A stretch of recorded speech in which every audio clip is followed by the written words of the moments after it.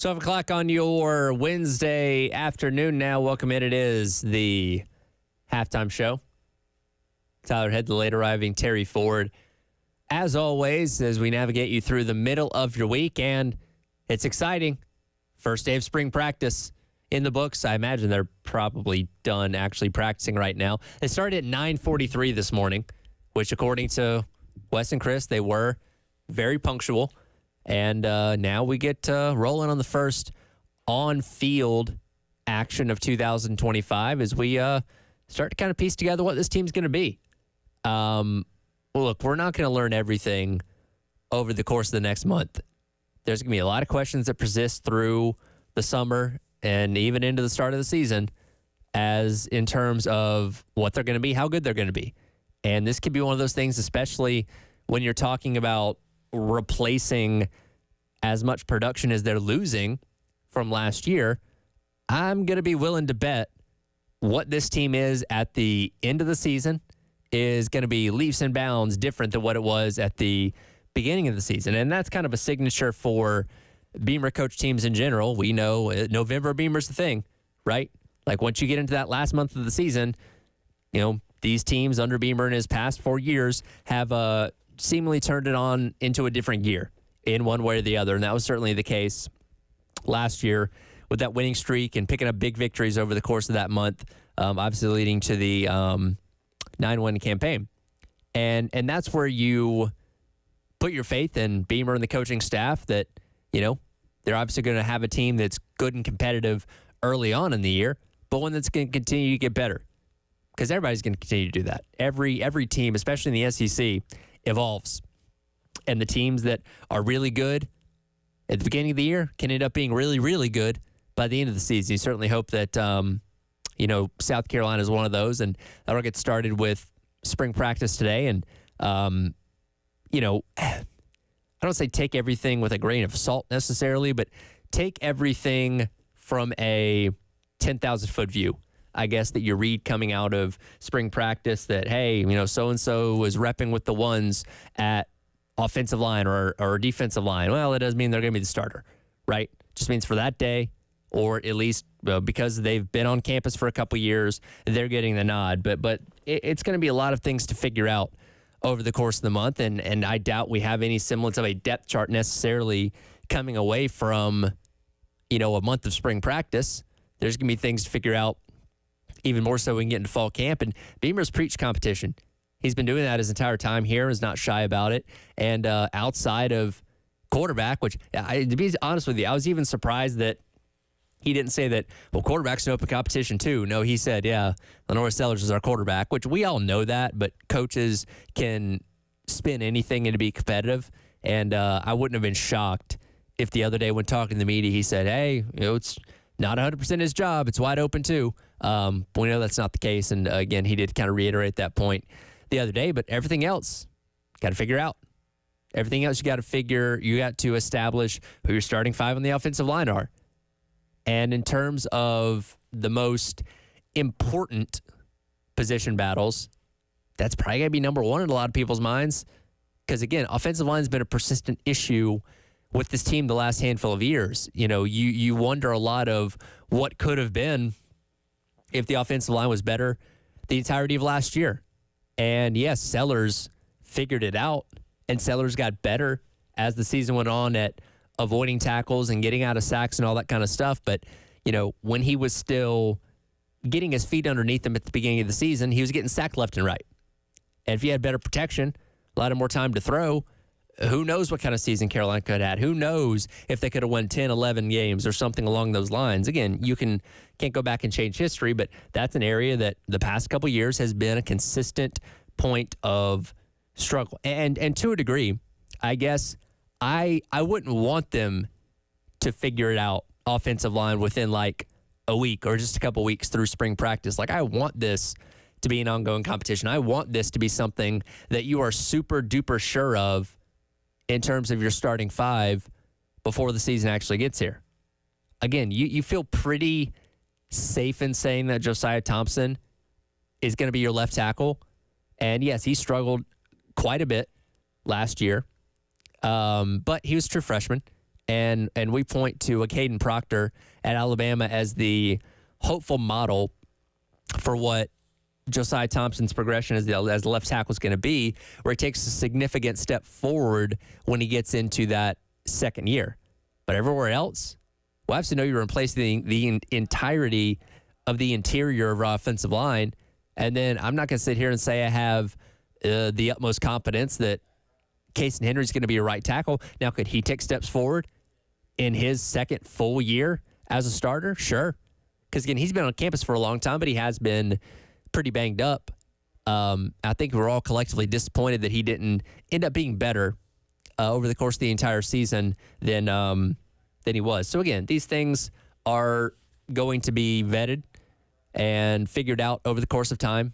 Don't expect when the spring game comes around. And by the way, if you didn't catch the end of the last hour, spring game will not be televised, as ESPN has given SEC schools the option to either televise the spring game or basically make like a 30-minute behind-the-scenes summary of what spring practice as a whole is. South Carolina did end up choosing the latter, which, you know, it's a little bit of a bummer, especially because the spring game's on a Friday night.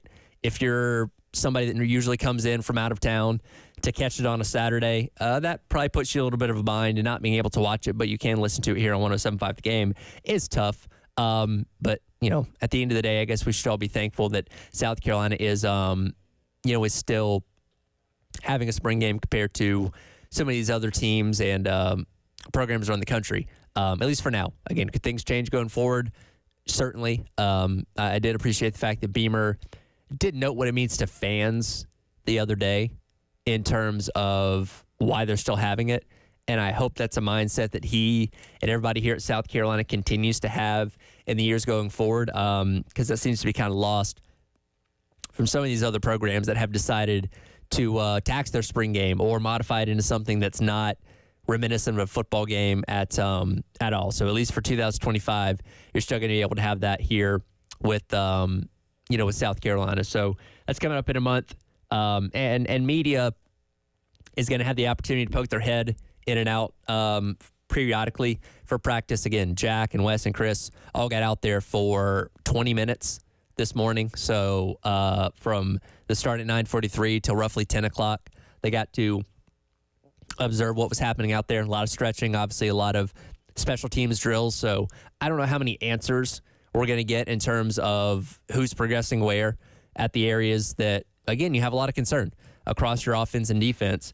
And we're going to have to rely on a lot of coordinators, a lot of assistants to kind of tell us what's up, who's where, who's developing, all those kind of things. And, of course, it's springtime. You can control a lot of the narrative. So I say take everything with a grain of salt, because they typically don't come out and say, well, this guy's doing terrible and that guy's doing bad. No, they're gonna hype everybody up. And, again, it's one of those things that we're just going to have to really wait and see until, we get into the season starting with, with Virginia Tech coming up on August 31st and rolling along from there.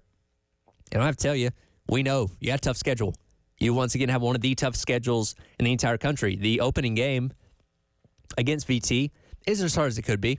That's VT program that's a little bit down as of right now. So you feel like Carolina's got a good shot in that game, but you're also facing the same 8 teams you did in conference play a year ago.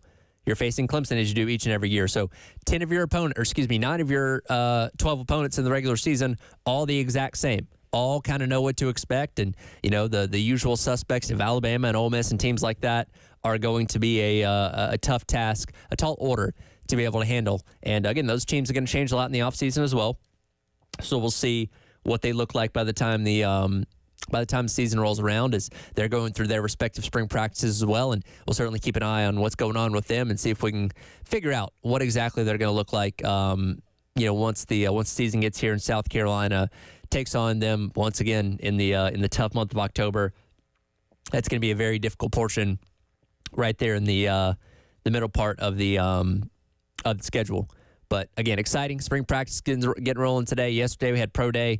Again, appreciate Steve Fink, Beamer, and everybody that allowed us to be out there and getting to watch these guys go through their testing and drills and all that kind of stuff as they get set to play at the next level. When you kind of read through some of the reports from guys like Chris Clark on Gamecock Central, you see that, man, Delvon Campbell really turned some heads, garnered some attention for what he was able to do in the individual test. Obviously, he's somebody that didn't have the highest level of production here at South Carolina, though he did start coming on stronger as the season went along and was kind of good for like one big play a game, it kind of felt like. And, depending on who you ask, he probably did score that touchdown against Clemson, though it ended up working out all right with third and Sellers a few minutes later after that. But he's somebody that could be working towards getting at least a camp invite and having the opportunity to show why he deserves to stick on an NFL roster. On the other side of things, seems like Debo Williams didn't quite impress as much as some would have hoped. Again, he did not get invited to the NFL Combine. From an athletic standpoint, he's not quite on the level of some of the other linebackers, like a Scott, Brand Martin Scott, and like a Demetrius Knight. But obviously plays with intensity, with chip on his shoulder, hair on fire, all that kind of stuff. And, you feel like if he ever gets himself into somebody's organization, he's going to be very hard to pry off the field and move on from. So we'll see what happens with him. But doesn't sound like he maybe netted out the results he wanted from his pro day yesterday. And again, we got a couple weeks until we get into the NFL draft to see where all these guys go and if South Carolina can indeed set a record when it comes to how many that guys do end up getting drafted. Dave, is Terry going to be joining us at any point today? I haven't heard. You want me to text him? He's got to be around here somewhere. We'll see. If you are placing the really late bet on Terry today, congratulations, you're going to win because we are going on 12 minutes and he still has not arrived. How about this? How about we hit a break? We'll come back and see if he magically appears. How's that sound? Sounds good. It's been the halftime show. Tyler Head, currently just Captain Dave here on the game.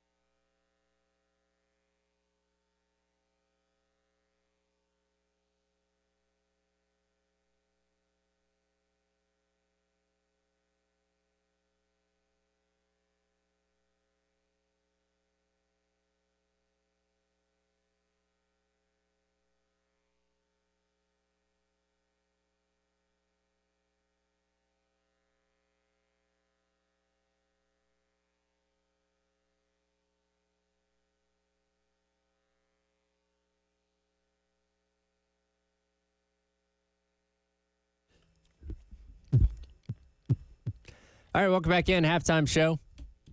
Still Tyler Head, David Ayer. I guess Terry's going to show up. I don't know. We'll see. I've heard nothing from him, so still anxiously waiting to see if he's going to come in for the show today. Regardless, got a lot to talk about. Last night, Gamecock baseball in action taking on College of Charleston over there at Segra Park. Not a kind of a light crowd over there at Segra, by the way. Maybe people weren't aware that it wasn't at Founders Park, but regardless, Gamecocks end up picking up a win, a much needed win. And look, that's a good College of Charleston team, and it is,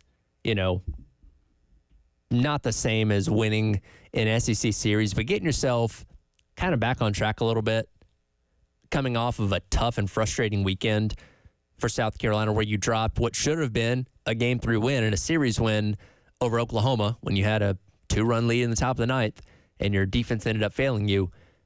Just winning anything in the midweek gives you at least that positive vibe, positive feeling going into what's going to be a very tough weekend series taking on Arkansas on the road at that, which I'll get into in just a moment. But for last night's game, bought the 4-3 win. If you didn't see the game and you want to go back and just watch the 7th inning, because that's pretty much where just about all the action, happened there. You got a phenomenal start once again from Jarvis Evans, who is doing an incredible job and once again making a case to not only solidify the weekday role, but should you have an opening come on the weekend, whether by injury or just by lack of production, he seemingly would be ready to slide into that, which is good to have in your back pocket, should you need it. And obviously, if you have a 4th starter, by the time you get to tournament play, whether that be SEC or NCAA tournament later on in the year, that's always good to have, good to have as well. So another very solid outing for him last night. But once you got in the 7th inning, he pitched 6 full innings.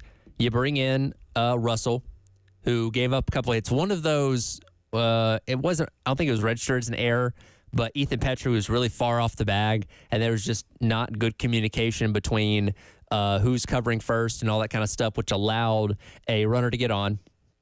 You bring in Palmer, who walks the guy and loads the bases, and then immediately gives up a single, which drives in 2 runs, and at that point in time made the game 3-1. And Ryder Garino coming in, give him a lot of credit, because he came in with guys on base, having already given up 2 runs in the inning, and shuts them down. Has an intentional walk in there, but effectively strikes out 3 consecutive batters to end the inning and to end College of Charleston's runs for the night. And then in the bottom of the 7th inning, South Carolina very smart at the plate. It was very clear that the command the pitcher for College of Charleston had was all over the place. You get Petrie walked, Jones walks in a run, Mayshore walks in a run, and then you had an RBI balk, which scored KJ Scobie. On the list, I've watched baseball a long time.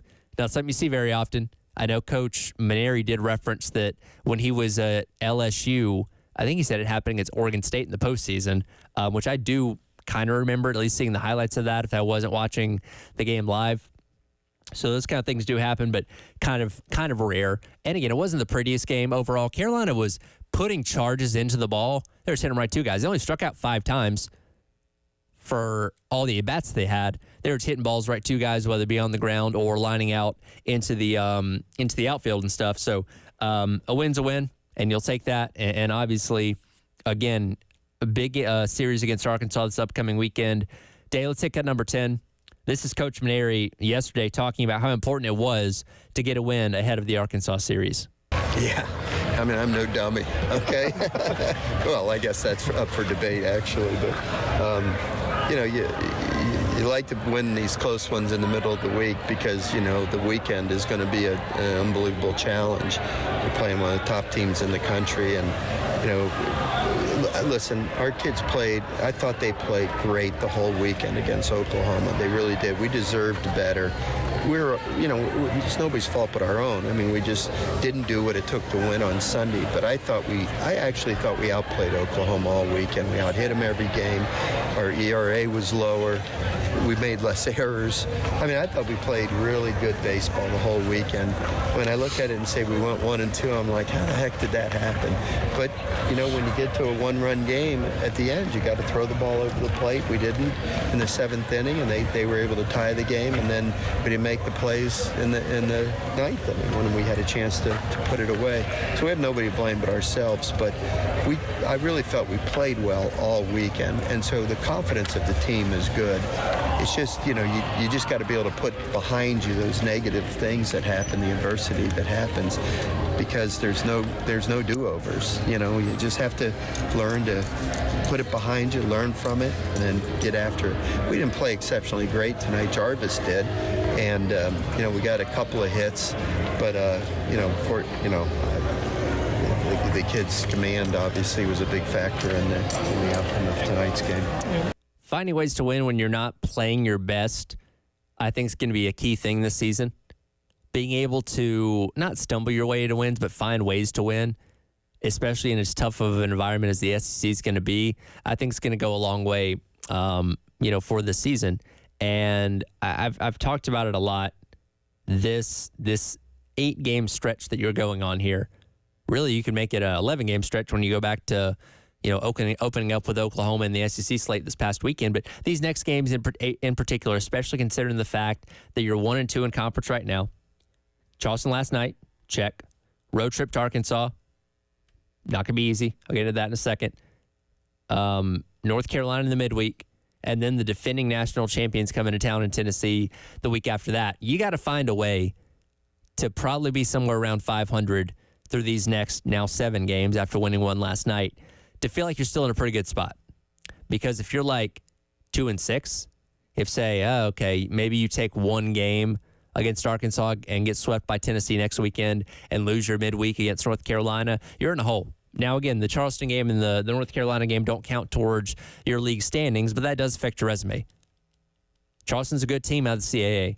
North Carolina is a highly ranked team themselves, which will go a long way if you're able to beat them in bolstering your resume come towards the end of the season. And, of course, the SEC standings being the most important thing, you don't want to find yourself, sitting at 2-7 through the first 3 weekends of conference play. That's a tough hole to dig yourself out of. Going on the road is going to be the toughest. I know Tennessee being defending national champions is hard, but at least you get them here at Founders Park.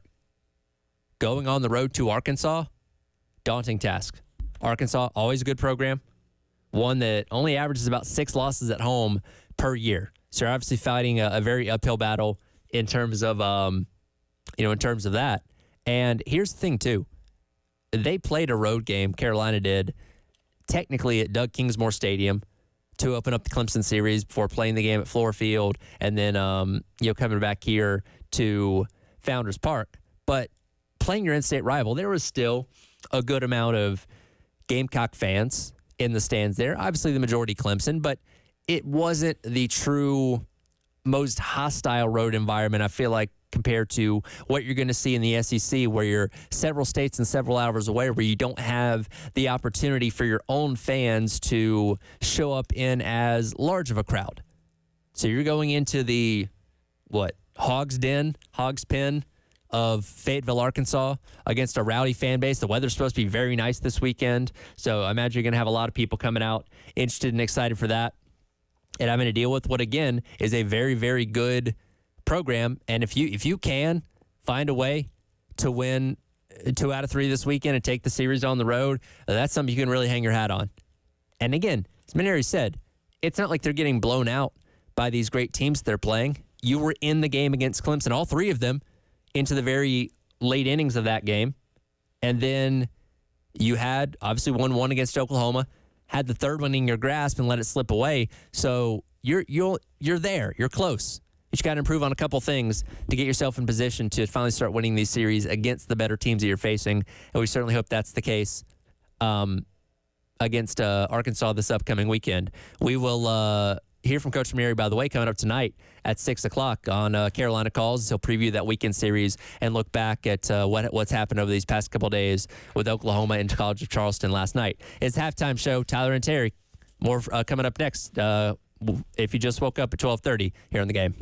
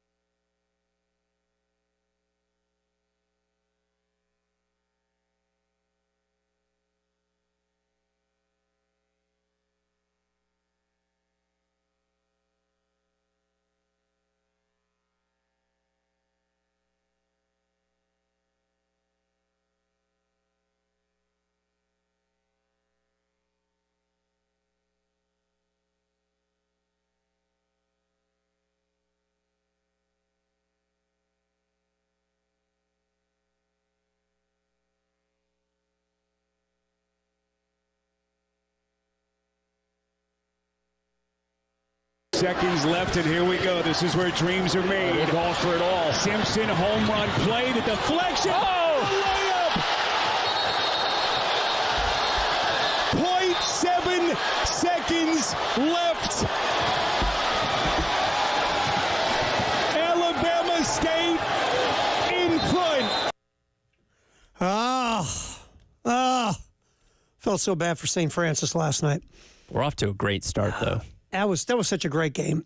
Alabama State, St. Francis, the first game of the doubleheader in the first four. Two teams you have not cared about at all this year. So good. That you were just captivated by. That game was so good. First of all, St. Francis started off like a house on fire. Mm-hmm. They were making they made every shot for a stretch, but they were only up 5 at the half. And I'm sitting there going, because I won't lie, no offense, Alabama State, I love the St. Francis story. Sure. Below 500, got on a roll late in the year, got in the NCAA tournament, and but I'm sitting there going, you're only up 5. Yeah, well, they kept turning the ball over. Start turning the ball over. Alabama State got back in the game. The game was seesawing at the end.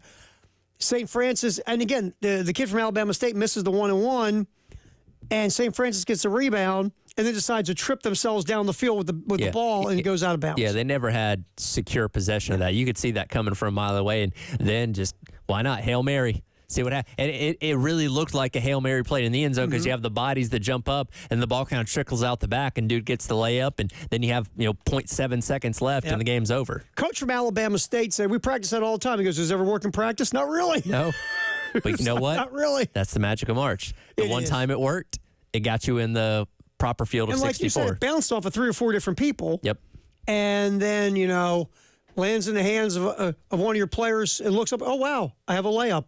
And Alabama State wins 70-68. That game was phenomenal. And then North Carolina and San Diego State was the opposite of phenomenal, unless you're a Tar Heel fan.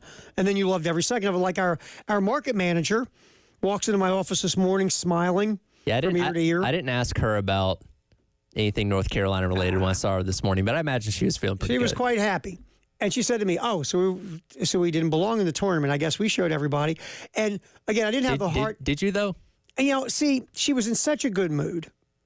I didn't have the heart to go, well. And she was also holding your paycheck in her hands. And again, she can, all of a sudden, zeros can come out of my paycheck. It's like, you don't think they should be in it anymore. Okay. All right, but wait till the 30th. Yeah. We'll see what you think of that. Have fun in line at the soup kitchen.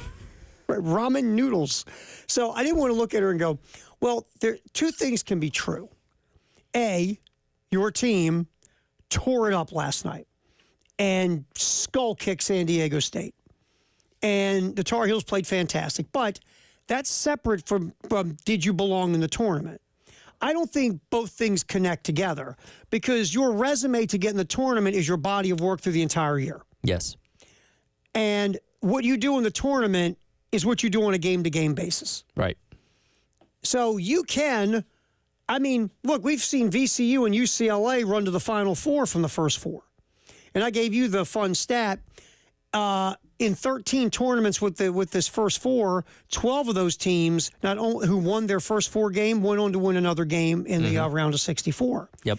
And I could see North Carolina get to 16. It wouldn't surprise me one bit. Sure. And again, let's go back to their game they got eliminated from the ACC tournament. They had Duke beat, essentially, and it was the lane violation that ended up costing them. Like, they were capable of playing that well against a number 1 seed in Duke. So they are capable of beating anyone. And again, they mauled San Diego State last night, which isn't all that surprising, but it doesn't erase the fact that they maybe shouldn't have been in to begin with, if we're being honest. Yeah, they were underachievers. They were preseason top 10. They were looked at as second in the ACC preseason. They were looked at as a team that was going to be really good this year, and they weren't. They were nowhere near what they should have been. Again, quad 1-12. Yep. So you can say that was not the resume of an NCAA tournament team, and that win last night doesn't make you wrong. But 8-0 against quad 2. Mm-hmm. How many quad 2 teams are in the NCAA tournament? How many times have you ever heard quad 2 get brought up on a team's resume? I know. How about never? Never. But West Virginia was 4-3 against quad 2. See? But they had 6 wins against quad 1. Yeah, but forget that for a minute. Let's focus on that quad 2 thing. So, North Carolina, again, you can give them props for how well they played last night. They were phenomenal. R.J. Davis made everything. He hit a 3 from the bathroom in the second half. Yep. I mean, the guys at North Carolina this year who didn't play up to their potential or up to their cred all played well last night. And that's what it takes to be good in the tournament. Yes. Just getting hot at the right time. So, yeah, like NC State last year, legitimately one of the worst teams in the ACC, struck gold, won 5 games in 5 days, ran all the way to the Final Four. And then they ended up firing their coach after another mediocre season this year. So it can happen that fast. So, yes, your success in the tournament is not indicative. And, you know, I've gone back and forth with this over the years. Is a 64 team, 68 when you count play-ins, single elimination tournament the actual best way to decide a national champion in college basketball? It's not. It's fun and we enjoy it. But if we're being real, it would probably be something a lot smaller with the best of the best playing each other. But we have what we have and we enjoy it for what it is. But yeah, sometimes it just takes getting hot at the right time. Yeah, and so tonight we will continue on with the first 4. And the other thing, so if you, and we obviously talk about the brackets, but, you know, if you're looking for that team to win a game or two that might win you a few bucks, either North Carolina, because, again, a team from this first 4 has won another game in this tournament 12 out of 13 years. Typically, it's VCU is kind of an outlier because usually it's that power conference team that underachieved, like North Carolina. Xavier and Texas tonight is going to be an interesting game. Both teams, I mean, Xavier's got the resume of North Carolina almost. They were terrible against the quad 1, but they got in because they played well down the stretch. Yep. Texas obviously had rock fights twice a week in the SEC. The winner of this game is another one to look at, depending on their bracket. Could they win a game or two once they get into the field of 64? Now, I'll be honest with you. I'm taking Texas tonight. Okay. Xavier beat no one in quad 1. Both teams are kind of the same. They're better on offense than they are on defense. But I think Texas has got more scars and scabs to them from who they played. Sure. And Xavier, like I said, their quad 1 record's almost as bad as North Carolina's. Rodney Terry still coaching for his job. If he loses this game. Okay, am I the AD? Sure. Is Terry Ford the AD? You can be Chris Del Conte. Hey, Rodney, thanks for everything. Here's your buyout check. Yeah. Your Uber's sitting outside. Because he's very thankful they got in the tournament in the first place. Texas should be better than this. Since, I mean, Rodney Terry took Chris Beard's players and got to the Elite 8. God love you. Sure. Rodney Terry, now that's more his program, look at the last couple of years. This is not what Texas should be. This is a very Will Muschamp after Urban Meyer at Florida. Yes. Like, okay, it's great that you can do that with his players, but bring in yours and let's see what happens. And they kind of fell off pretty quickly. They're getting worse. Yeah, so I'm letting Rodney Terry go. If Terry Ford's the AD at Texas, we're moving Rodney Terry all the way. And I'm going to take all that money I've got and go get me a high level. Look, Chris Beard, forget the off-the-court Chris Beard stuff, which was hideous. Chris Beard is a high-level basketball coach. Look what he's doing at Ole Miss. They're in the dance. Yeah. Matter of fact, they're going to play North Carolina next. Yeah, they're a lot higher seed. Chris Beard had Texas in position to do some serious damage, and then Chris Beard, his off-the-court stuff, rightfully lost him the job at Texas. You need another guy like that without that other stuff. You got to go find a high-level coach at Texas. Rodney Terry's not a high-level coach. Wasn't a high-level coach before. He's a really good recruiter. He's a nice lieutenant. Not everybody can be a captain. He's a nice sergeant. Not everybody can be a captain. Yeah. Or if you're going to be a lieutenant, you're not a general. Sure. You know what the hell I mean. Yeah, exactly. Anyway. All right, so that's what I would do at Texas. Now watch Texas make a run and they're stuck with Rodney Terry. His buyout's not that much either, to be honest. It's nothing to Texas. By the way, speaking of the tournament, we got more teams to give away. Yes, we do. Now, let me get this out of the way now. Okay. We really appreciate how passionate you are about being in the bracket contest and about wanting to win season tickets. But you only get one team. Yes. You can't call and try to hoard teams. Yes, that's true. You can't do that. So one team, we have a database. We will look at it daily. And if you did go in there and try to get an extra team, we're going to have to fix it. Not to be mean. You can't have multiple teams. Right. This is 64 people are going to have 64 teams for 64 people. So please help us out. Don't try to get an extra team. Please. It's probably those people that are disappointed when they get a low seed. Yeah, I can hear it in their voice. Ready? Robert Morris? Who's that? Bleep. Who's that guy? I think that was my 8th grade history teacher. Right. I had an accountant named Robert Morris. All right, so we'll be giving that away here shortly. Also, Major League Baseball has started their season, kind of. in Japan. Chicago and L.A. going at it. Let's see. The Dodgers obviously won Game 1. Ohtani had a couple of knocks in that game. The Dodgers also did they win Game 2 Yeah, they won earlier today. Yeah. Yep. He had a home run. So, and Ohtani went yard. Yep. He was talking about how nervous he was. Again, playing back in Japan. Listen, it's for him. Yeah. The reason they're playing this game is absolutely. because he is on the team. Absolutely. So Dodgers win again today. Ohtani gets a home run. 6-3 was the final. Cubs, hey, 0-2. But here's my thing. And look, I like the fact that Major League Baseball wants to do something special to open the season. I'm all for it. You want to go play in Asia, fine. You want to go play in like South America, somewhere in Latin America, I'm all for it. Make it a showcase. Your game is wildly popular in those countries. Sure. But now you do this, and then you come back, and everybody goes back to spring training, and then you have another opening day.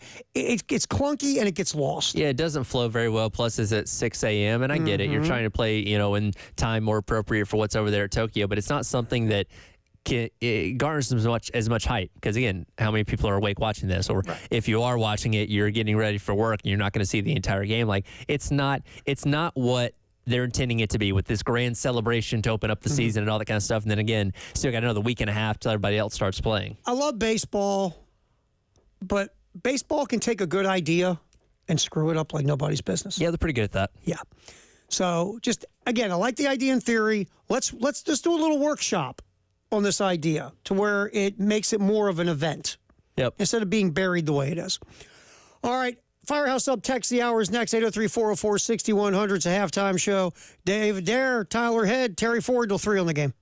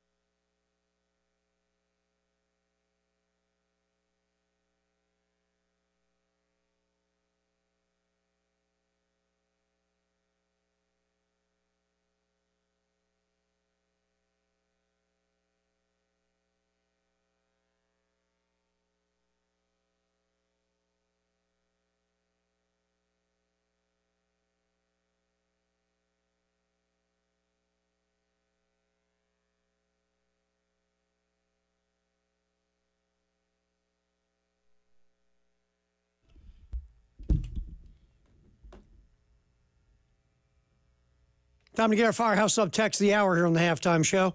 803-404-6100. What do you got, man? In reference to your later than usual arrival, nameless texter says, make Terry run a mile for every minute he's late. Make it a beer mile. Oof. That was like 30 minutes. Scary saying. Actually, no, 20. I'll be say 27 minutes. 27 beer miles. Beer miles. I'll be in hospital. Can you at least make halfway? Yeah, beer mile. The distance running thing is just not. Yeah. My youngest, because he was nuts, and I love him to death. He was nuts. He was like super hyper as a kid, so we would put him in a lot of different things to wear him out, so he'd actually go to sleep. Sure. So we put him in this distance running club. It was in Maryland, and we just put him in there to wear him out. And part of this, you did 2 sessions a year, and part of it was running 5Ks. They would run 3 5Ks a session. Yeah. And he was like 9, 10 years old, whatever. So somebody had to run the 5Ks with him to make sure he didn't end up in Delaware, right? Sure. Guess who got the short straw on that? You. This schlub. So I'd have to run, and I'd have to run these 5Ks. And the first one, I'll never forget the first one. We start up and we're going, and it feels like I've been running an hour, right? And I'm sitting there, I'm like, oh my God, how far are we into this thing? We're at least halfway. And so I had the little distance thing. I've gone 1/10 of a mile. Oh my God, this is awful. I mean, it's just, I got to the point where I have music and I could get through them. Sure. I won't bore you with some of those stories, but he's all of a sudden got good at it in year 3. I almost died. Yeah, because now he's going farther and faster. Yeah, I mean, real quick. So what he would do is he'd take off real fast, right? Yep. And I knew he'd come back, and he had spiked hair, so I could see him. I'm looking for the kid with spiked hair. So he'd take off real fast. I knew in mile 2 he'd come back, and I just didn't have to really put tons of effort in this thing. Yeah. Well, we get to his 3rd year of doing this. Takes off real fast, first 5K. I'm like, he'll come back. He's not coming back. Never saw him. So guess what I got to do? Catch up. I got to run faster. So I start to run faster, and he's not slowing down. And he always had a good kick at the end. So I finally get to him in mile 3, up to mile 3, where I'm like, to where I'm not far from him. Sure. And by the way, I'm dying. Yeah. I'm leaking oil, okay? And then he takes off. And I got 0 to take off, so I have to try to take off. So long story short, he finishes, right? And he runs and he was like, 11 years old? Ran like a sub 8 minute in the 5K. He ran like 7:55 average mile. I come in at like 8:05 or 8:10. I'm covered in sweat and other body fluids. I can't breathe. I can't feel my face. My legs are wobbling back and forth. He's got sweat running down the side of his head. He's eating an ice cream. I lay on the ground. He's like, Dad, you okay? Now imagine doing that with beer. No, not at all. And so I looked at his mom. I said, okay, 2 things have to happen here. Either he's got to get slower or we got to hire somebody that can really run to chase him, because I ain't chasing him again. Yeah. I've never been more miserable in my entire life than that 5K. So the answer to the question, texter, Tara doesn't like distance running at all. At all. Beer mile, non-beer mile, doesn't matter. Well, we'll have to make to make you spin the wheel of punishment. How about that? I would rather take Jen's bar class. How do you feel about hot yoga? Don't think I want to do hot yoga. That was when Kendall was here. That was. Remember she taught hot yoga? Well, she still teaches it in Charlotte. So you just have to drive a little bit further. Take a hot yoga Take a hot yoga in Charlotte. class. I would rather do hot yoga or that bar class than go run another 5K. Bar sounds crazy. Yeah. Jen's told me about Jen it. showed me a video of this stuff. It's not easy. No, it's just one of those things where you think it's going to be easy and you go in and then you're in traction for like a week. And you can't feel your arms. You can't move anything. So beer miles, no, that would not be good for me. Especially I'm way past my drinking age, too. I mean, my drinking prime. We used to do bar golf. That was fun. A beer a hole, a beer a bar. You do 18 bars, 18 beers, or shots. You do the 9-9 challenge at a baseball game. I can't even do that anymore. I'm weak. Thanks for the text. We appreciate it. Football coming up.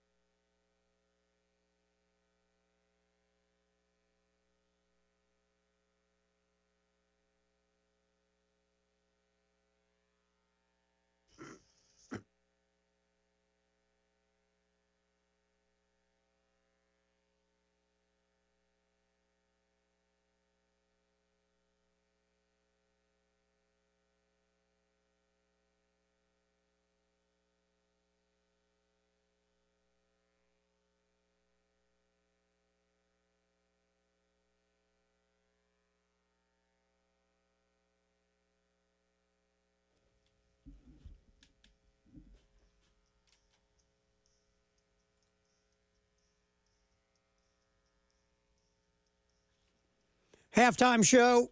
We do nothing but football in the 1 o'clock hour, sponsored by Atlantic Windows and Doors here on the game. David Ayer, Tyler Head, Terry Ford. Obviously, spring practice kicking in after pro day. We'll get some Clayton White. Did you use any Clayton White while I was gone? No, not this hour. Some Clayton White on here. Clayton, cool enough to hang out with you dudes. Yeah, in West, it's becoming kind of like tradition. We got him last year too. Yeah, Clayton's great.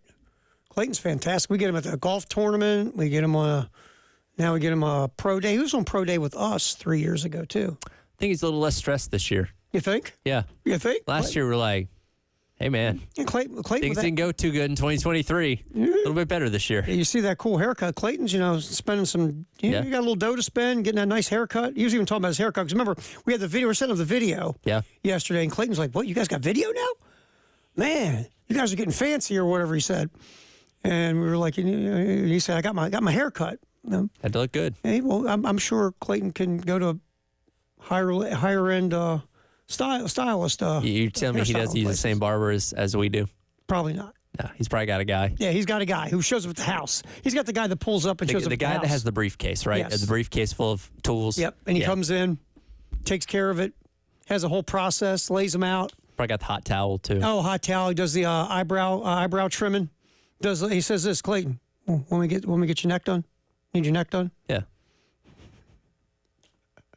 Must be nice. Must be. Me, well, we saw that haircut I got like 6 months ago. Yeah. Anyway, and again, it takes skill to screw this up. Sure. You know what I'm saying? This is not tough. This is 6 hairs. That should be the entry level assignment for the ones in beauty school. Like, this all right, is the test. you've got 5 hairs. Don't mess them up. If you can cut this, you're allowed to take a job at a hair salon. You failed. It's 5 hairs. All right, so Clayton was on. We'll get some Clayton White this hour here from the Gamecock defensive coordinator. This came out going by Gamecock Central.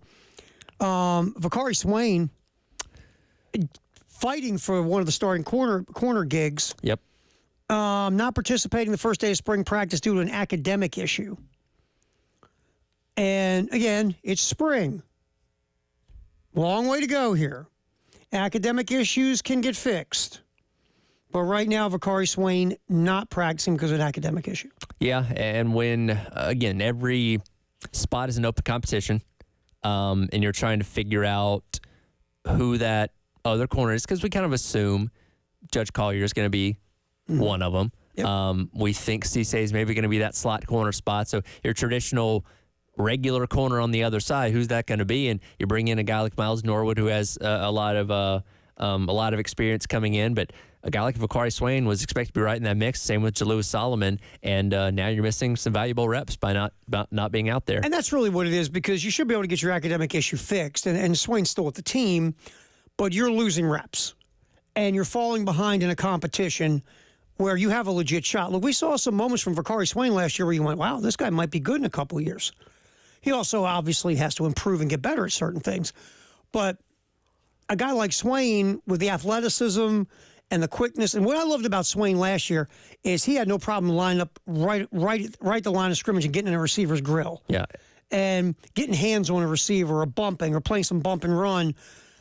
And he had a little swagger to him, a little swag when he played that position last year. With the Kentucky game, was getting sacks, putting pressure on Vandergrift. Like he was being used in a variety of ways. And again, now that O'Donnell Fortune's going on in the NFL, there's an opening spot that he would have kind of been primed to fill. Not saying that he can't still, but again, you're missing valuable reps by not being out there. Because we're going to see where Brandon Cisse lands. Is he slot? Is Kilgore going to move back to safety? Is Kilgore going to stay at slot?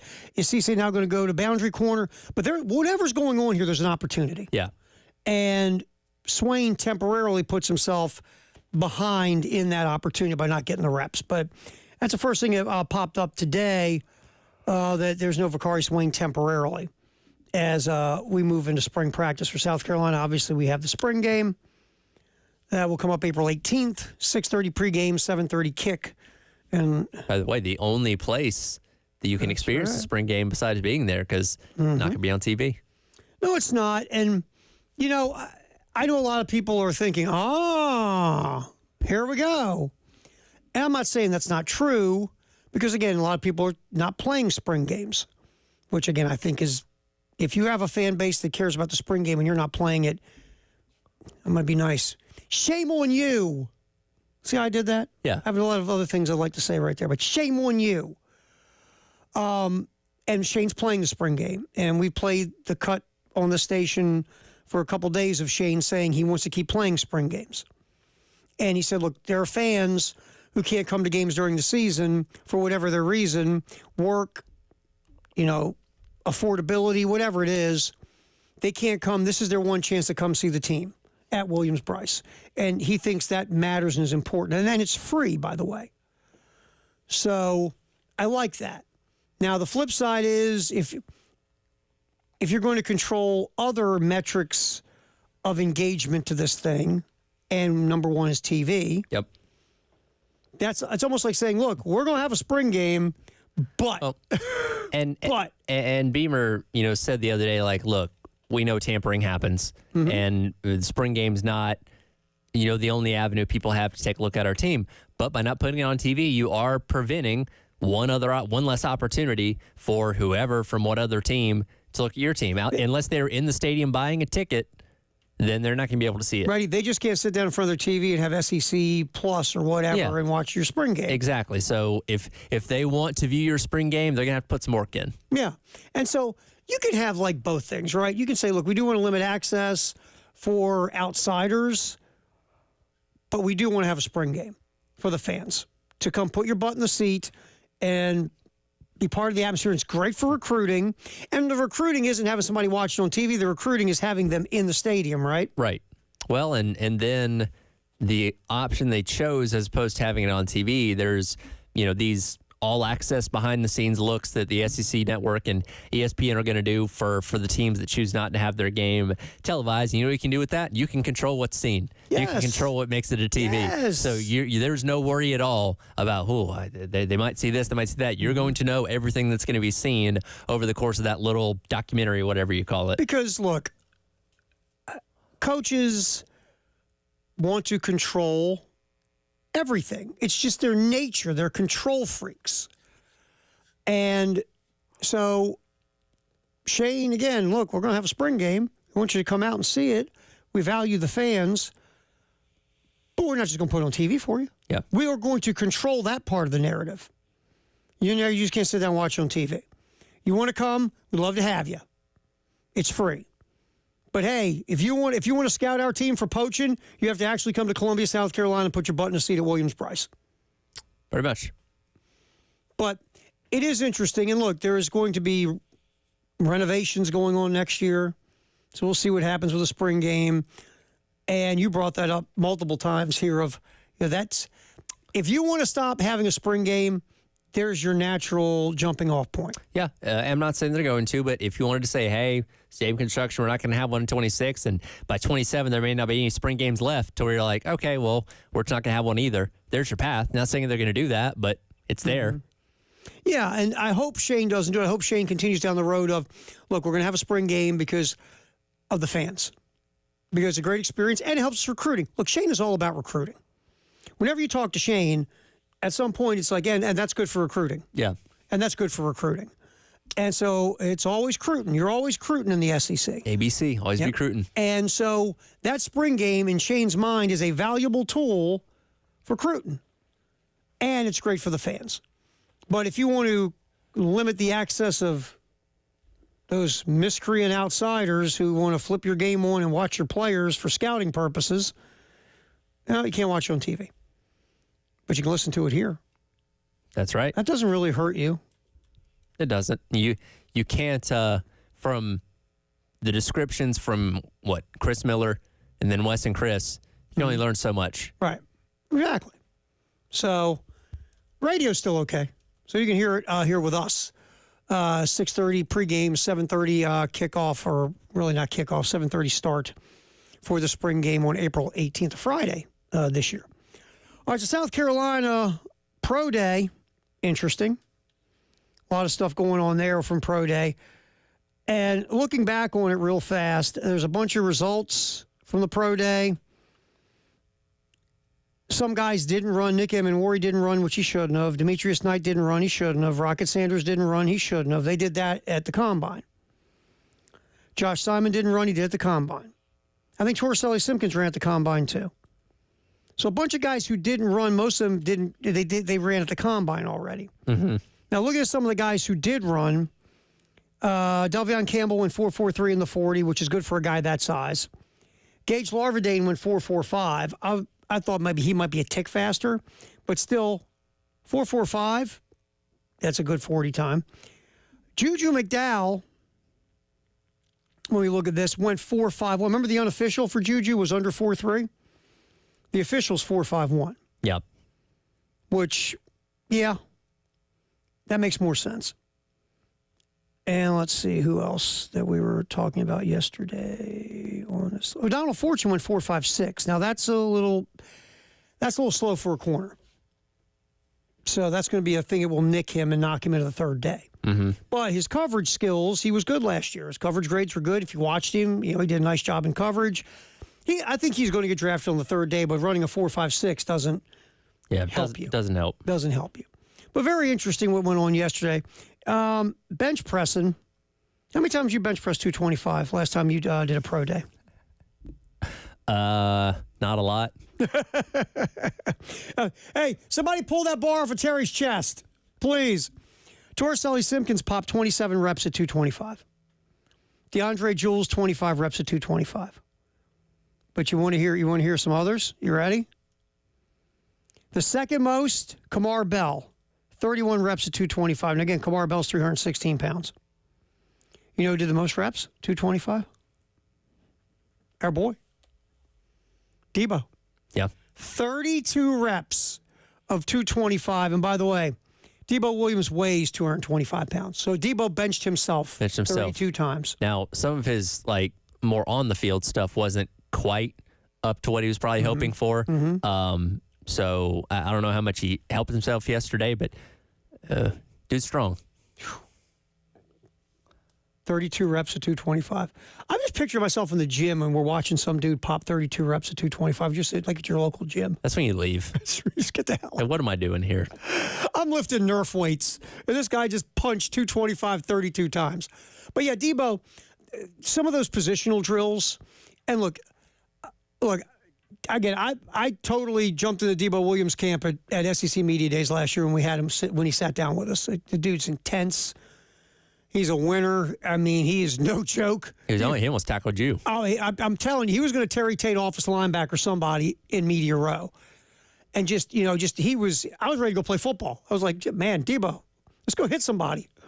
So I hope that he was an undrafted rookie free agent. I hope he lands somewhere and he can maybe start on special teams and work his way into maybe getting an opportunity to play on defense. He's a guy, the passion he plays with the game. But sometimes that's what gets him in trouble, right? Sure. Because that motor. Well, sometimes he's going to hit something. That's Preston. That's my favorite line. Preston, when we talk about Debo, he's like, oh, he's going to hit somebody. Might be his own teammates. Might be a coach. Might be a coach. Might be a fan. Yeah. Cheerleader. Look out. As soon as the ball snapped, Debo's hitting something. But, there's some things that, whether it's some physical stuff, physical traits, when you're doing the positional drills or maybe on tape, you see sometimes, because Debo plays with forget hair on fire, his whole body on fire. Everything's on fire. Sometimes gap integrity isn't his friend. Sure. I mean, so there are some things that the NFL people will question about him. But his love and passion and want to, man, I root for him. Yep. I really hope things work out for him in the next level. We continue to talk nothing but football in the 1 o'clock hour, sponsored by Atlantic Windows and Doors. More spring stuff. We'll hear from Clayton White, the defensive coordinator at South Carolina, next, right here on the Halftime Show on The Game.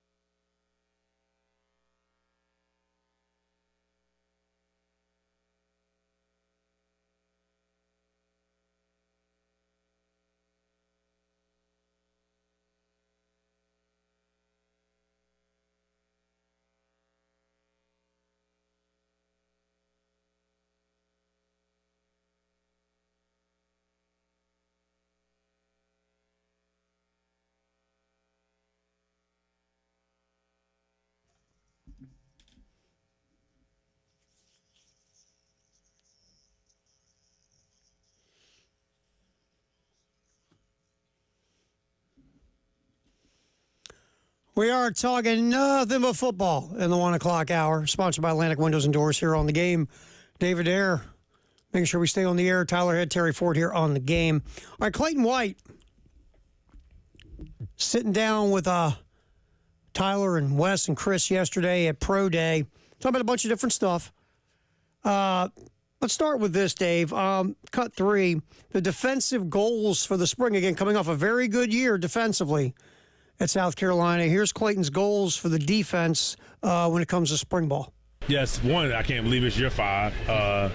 So it goes by very fast. Very, very fortunate to be at a university in the program working for Shane Beamer, and it's been fun. I kind of have a feeling like I'm a college basketball coach, meaning it's almost like all my one-and-dones are left. I have a whole new roster, whole new linebacker room, so it kind of I'm a little bit younger. Yeah, I feel younger. I've been, so just because I have such a younger room, and especially on my side, our guys, we told them yesterday, it's new faces, but the same standard, maybe a higher standard. So our guys last year showed us it's on tape on what to do in this defense and how we want it done, and I think it's going to be fun for real. It really is. So I'm excited.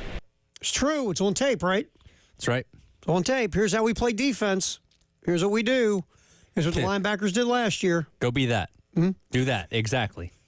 That's the coaching, right? You sit down, watch this tape, then you get up. Okay, now we're going to do that tomorrow. Everybody go. Get out of here. I'm heading to 5 points. Hey, you, what's your name? I don't care. You're Debo Williams now. You're Kyle Kennard. By the way, are they still wearing name tags for Clayton? They might have to be because it's a lot of new. For everybody there. Name tags. A lot of name tags. All right, but really, look, if you're Clayton White, how you want to play defense, it is on tape from last year. Your pass rush was ferocious. You played the run well. Your linebackers, played with speed and tenacity sideline to sideline. In the secondary, your coverage stepped up at least 1 or 2 notches. The whole defense, if you're Clayton, yes, here's the tutorial. Here's the tutorial of the defense. So to that point, this is the way you want your Gamecock defense to be year in, year out. Yeah. Well, it starts with, do you have pass rush again? Mm-hmm. Again, we feel pretty confident about Dylan Stewart on one side, but what happens on the other?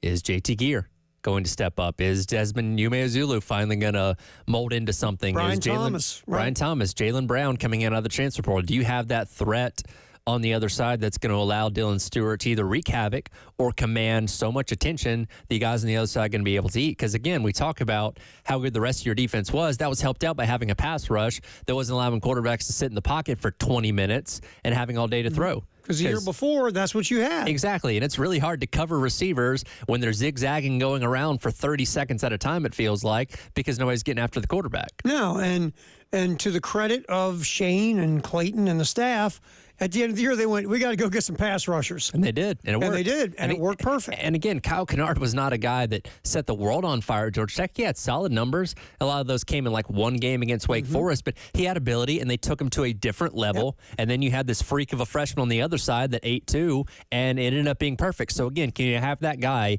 that can complement Dylan Stewart on the other side and have maybe not the same level of production as Kyle Kennard, but be good enough to, again, generate that consistent pass rush? Because Kennard and Stewart, complement each other so well last year. And because, trying to stop either one-on-one was difficult, and you picked your poison, okay? Take your choice. Which one you want, okay? And then you say, okay, well, we're going to double one of them, okay? Then you're in trouble on the other side. And so Dylan Stewart's going to get doubled and tripled and quadrupled this coming up season. Which we've seen him burst through that, too. That. But if they're going to slide protections toward Dylan Stewart, on the other side, you better win, because you're going to have a ton of opportunity to put up numbers. And consistently win. It's not just, hey, all right, we're good for 1 sack a game on the other side. Like, no, you need constant pressure in the face of the quarterback, flushing him out of the pocket, those kind of things that, again, are going to help out the rest of your defense, especially the secondary, that we're still trying to piece together and figure out exactly what it's going to look like. Your goal is to, A, inflict pain on the quarterback, but B, throw the rhythm of the offense and passing game off. And that's really the goal. And maybe even force a turnover, because maybe a ball was thrown too early, too late, whatever, because of pressure, and you turn it into a pick. And so that's pressure it's everything. And if you can get consistent pressure, it will help everything regarding pass coverage. Right. So who's going to be the guy to step up on the other side? Or guys. Maybe it has to be more than one. Maybe it has to be all three of them in some way, shape, or form. So, but someone has got to step up on the other side going across from Dylan Stewart. And obviously your linebacker room is empty, and you got a bunch of guys in there who have potential, but so far none of them have done it. Yeah, again, all guys that have varying degrees of success coming out of high school, 4 and 5 stars. I know J.R. Johnson kind of flew under the radar, really kind of took off from a recruiting standpoint after he already committed to South Carolina. So, again, we've heard a lot of good things about him. He's gotten on the field a little bit, but now's your time to shine. Yep. You've changed your name. You've changed your number. It's your time to shine, bud. He's wearing 0 now, apparently, like Debo. So, okay, go out there and live up to it. I wonder if that's going to be like that number where now it's like certain programs, certain numbers matter in different sports. You got to be a dude to wear 0. Like 0, when they legalized it a couple years ago, it's not for everyone. You got to be a certain type of player. And again, the linebacker that's just going to go out there and hit anything that moves, that's a 0 kind of guy. You can't be a jobber and wear 0. No, you can't be a backup. No, I agree. All right, let's get another Clayton White in here, Dave. Developing unproven. Let's get to cut 4. Yeah, I want cut 4 here. Developing some of the unproven guys. A lot of high ceiling and potential, but these guys are unproven that have come in through the portal. Here's Clayton White talking about developing those guys on defense. The first thing when you say development, we got to make sure they understand just how we do things here at South Carolina. First and foremost, make sure they understand the lay of the land. They understand how we, just how we operate. And I think the second thing is we start football school every January, so we intensely, with some intents, we attack that moment just to get them on the same page as far as just our defensive playbook and how we talk and how we walk. And then tomorrow's practice. And then we're just really told those guys tomorrow to go out and fly around. Like, just fly around. Let me play football tomorrow. We don't have a ton of stuff on install 1, just so we can kind of assess what we have and then go from there. Let's go play football and we'll see what we got. And there's a standard. And I think I love, that's the one thing I love you can use now if you're Clayton. We set a standard last year of how we play football and defense. Mm-hmm. We're going to at least reach that standard, if not look to even get better at the standard we set last year. And I know development is kind of a buzzword we throw around there a lot, that we can kind of lose the definition of what that means. A lot of that comes down to technique, comes down to obviously the scheme that you're playing in. Everybody that's gotten to this point in football has a good football knowledge. You know what you're doing out there. It's fine-tuning and getting you to take those extra next little small steps to make you an even better player and kind of within that mold of what we've seen from guys on defense last year. And that's, again, where you have to look at the coaching staff, look at Sterling Lucas, look at Clayton White, look at all these guys, Torian Gray, to take these guys to that next level. That's where you got to go. And look, I know the eye rolls. We always say culture, we get eye rolls. Development, you get eye rolls. But those things matter. They do. Sorry. I know it's boring, but it matters. And if these guys start popping in the fall, say, man, off-season development. Look what those guys did to develop in the off-season to get to this point. All right. Let's give away some teams for our bracket contest. Give away 2 teams now. We'll give away 2 teams again, another 2 teams between now and the top of the hour, 2 o'clock. So 803-404-6100. Call, text. We'll do call here first. So call in 803-404-6100. Caller number 6, caller number 8. Each of you get a team. And if you already got a team, please don't call and try to get another one. Dave, these will be the teams for the 12 o'clock hour. The 12 o'clock hour, Dave. The ones from the 12 o'clock hour. Let's do that right now. We'll come back and yap some more football here on the halftime show. Aaron Rodgers, where's he going? Where is he not? There's a player who's sick of the whole thing. We'll get into that next as we yap football in the 1 o'clock hour. Sponsored by Atlantic Windows and Doors on the Game.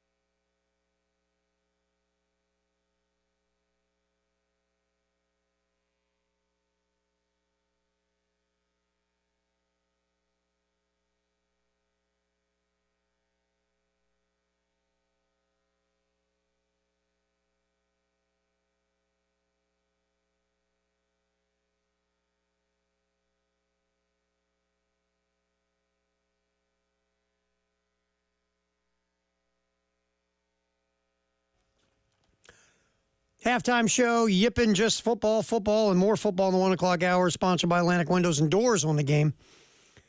Terry Ford, Tyler Head, David Adair. That too. You just fire up, Dave. It just happens sometimes. Things just turn on. Happens. All right. So look at the NFL real quick. The story that is dragging itself out is Aaron Rodgers. There was some smoke a few days ago that the Minnesota Vikings were interested in Rodgers, and Rodgers was interested in the Vikings, and he really is doing the Brett Favre farewell tour from Green Bay to the Jets to the Vikings. Well, now there's a rumor that's been floating that the Vikings aren't interested in moving forward with Aaron Rodgers. They're committed to J.J. McCarthy, their first-round pick from last year, and they're going to have McCarthy be the guy. Okay. Now, either they're tired of waiting for Aaron Rodgers and they want to get moving forward, or they're, pushing this out there to get Aaron Rodgers to make up his mind, or Aaron Rodgers decided he didn't want to play for the Vikings and the Vikings are wanting to save face by getting ahead of it. Whatever the case, right now as we speak, the Vikings are saying, nah, we're not really getting into this Aaron Rodgers thing. We're just going to, go ahead with the guy we drafted in the first round to be our franchise quarterback. Cam Hayward in Pittsburgh, the Steeler nose tackle, is like, look, man, I'm done with this Aaron Rodgers mess. It's like, hey, either you want to play for the Steelers, or you want to play for the Steelers. We do what we do. We're not going to sit here and kiss your butt. You want to come play for us. If not, don't. Which is the exact opposite that Hayward did last year for Russell Wilson. He was on the phone with Russell Wilson for like an hour. Sure. Trying to get him to come play in Pittsburgh last year. Which is funny that Hayward then is so 180 on Rodgers. Well, you think maybe he learned his lesson on that? That's what I'm saying. Is it he doesn't want to do that again because of the way it turned out? Sure. Or maybe he looks at Rodgers as this prima donna that he doesn't want to deal with in Pittsburgh anyway. And if this was prime Rodgers, MVP Rodgers from, a handful of years ago, and it wasn't all that long ago that he was at the height of his game, then yeah, you'd be willing to bend over backwards and, hey, Cam, we need you to be on the phone with him for an hour or go meet him at his darkness retreat and recruit him to come here. Yeah, totally. But again, he's 40 years old. He's got one good Achilles, and he plays like it. Like, his best days are behind him. I don't know. And yes, he does have a good complement of weapons. He would have a good complement of weapons around him in Pittsburgh if he did go there. But I don't see Aaron Rodgers suddenly leading the Steelers to a Super Bowl or something like that. No, I mean, could he conceivably be better than Russell Wilson, the Russell Wilson, Justin Fields experience from last year? Yeah, could he be? Sure. But you're right. It's not like, MVP Aaron Rodgers is walking through that door. Because that's the thing, and we talk about this every year, and it's almost a joke at this point.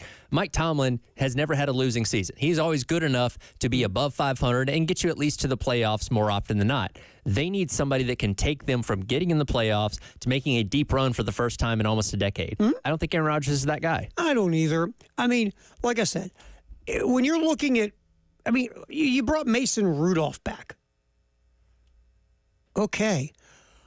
So that's really, you got Mason Rudolph, Russell Wilson still out there if you want to bring Russell Wilson back.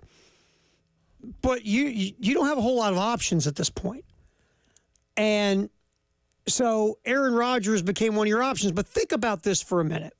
This is why you never want to land in quarterback purgatory. Exactly. Your choice is, if you're the Pittsburgh Steelers, who for years and years and years, quarterback play wasn't a problem. Your choices right now, unless something else shakes itself out, 40-year-old, one good Achilles, way past his prime, Aaron Rodgers, way past his prime, Russell Wilson, or never had a prime, Mason Rudolph. Or draft somebody in a weak quarterback class. Yeah. Or are you gonna do what the Steelers typically don't do? Put all your chips in, try to trade way up, and grab one of the two guys who neither one is guaranteed to be the guy you want. Yeah, that's where you're at, and that's why I say this all the time. You hold on to that franchise quarterback until he has no life left in him. You just don't. You don't overthink the room on this stuff. You keep these guys because there's no guarantee you get another one. Yeah, which, hey, they rode Big Ben until the wheels fell off. Which was smart, by the way. Smart. Mm-hmm. Because you had so much success with him, you squeezed every ounce out of him that you could. Right. And you don't know when the next one's going to come. I mean, your favorite team in Atlanta, you had one in Matt Ryan. Yep. He was getting near the end of his career. He wasn't MVP Matt Ryan anymore. People couldn't wait to run off of Matt Ryan. Now look what you got. How's that going? Yeah, I know. How's that going? I mean, it just you got to hold on to these guys till the very end because you just never know what's coming next. And right now the Steelers they have no quarterback. And sorry, you got to give Mike Tomlin credit for dragging this dilapidated machine into the playoffs these last so many years, because if you don't have a quarterback, you don't have a chance in the NFL. Yeah. You just don't. And if you do get a quarterback of some level, that's a franchise-type quarterback, I believe the Steelers go back to being the Steelers. Sure. That seems to be kind of the missing piece. And so if I'm the Steelers, would I take a shot at Aaron Rodgers? Sure, because right now I'm desperate. I'm just desperate. But I don't think he is going to transform Pittsburgh into a Super Bowl contender. No. It just might be better than it was last year, which means, okay, now you might win a game extra, and maybe you might win a playoff game for the first time in a decade or almost a decade. So they're stuck. And that's the worst. That's the worst place to be, is where the Steelers are right now. Yeah, and as we've seen many times in the NFL, look at Cleveland, for example. Outside of a good couple years for Baker Mayfield, they've been in quarterback purgatory for 20-plus years and have never been able to get out of it. Now you have more faith in the Steelers' ownership to be able to dig themselves out compared to truck stop Jimmy up there in Cleveland. But when you enter into quarterback purgatory, there's no guarantee you're getting out anytime soon. Right. Because again, okay, let's say you sign Aaron Rodgers, he plays you for a year or two, and then what? Then are you drafting a quarterback? Are you able to sign another free agent? You don't have any guarantees past maybe a year or so if you do go the Aaron Rodgers route. You're just stuck. I mean, and that's the sad part of this. And there's a few teams that are like this right now. They're stuck. I mean, the Seattle Seahawks talked themselves into Sam Darnold. Yeah. Let me finish. Let me repeat that sentence. The Seattle Seahawks talked themselves into Sam Darnold. You saw what worked for Sam Darnold last year. Now, does Sam Darnold, I don't want to take away and say Sam Darnold didn't do anything. He did. But when you can drop back and go, do I throw it to Justin Jefferson? Do I throw it to my really good tight end, my really good other wide receiver, my really good running back? My offensive line's giving me time to throw, so I'm not running for my life consistently. Oh, I've got a quarterback coach.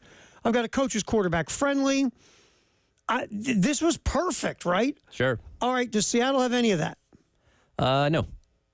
You got a young wide receiver that has a lot of promise, but he's not what you had in Minnesota. Yeah, Smith-Njigba is not Justin Jefferson. No. By the way, they also just got rid of one of your what would have been a good nice target big play guy, and DK Metcalf. And you brought in a Cooper Kupp, who has spent the last few years injured. Yeah, he's past his prime. Yeah, he's not prime Cooper Kupp.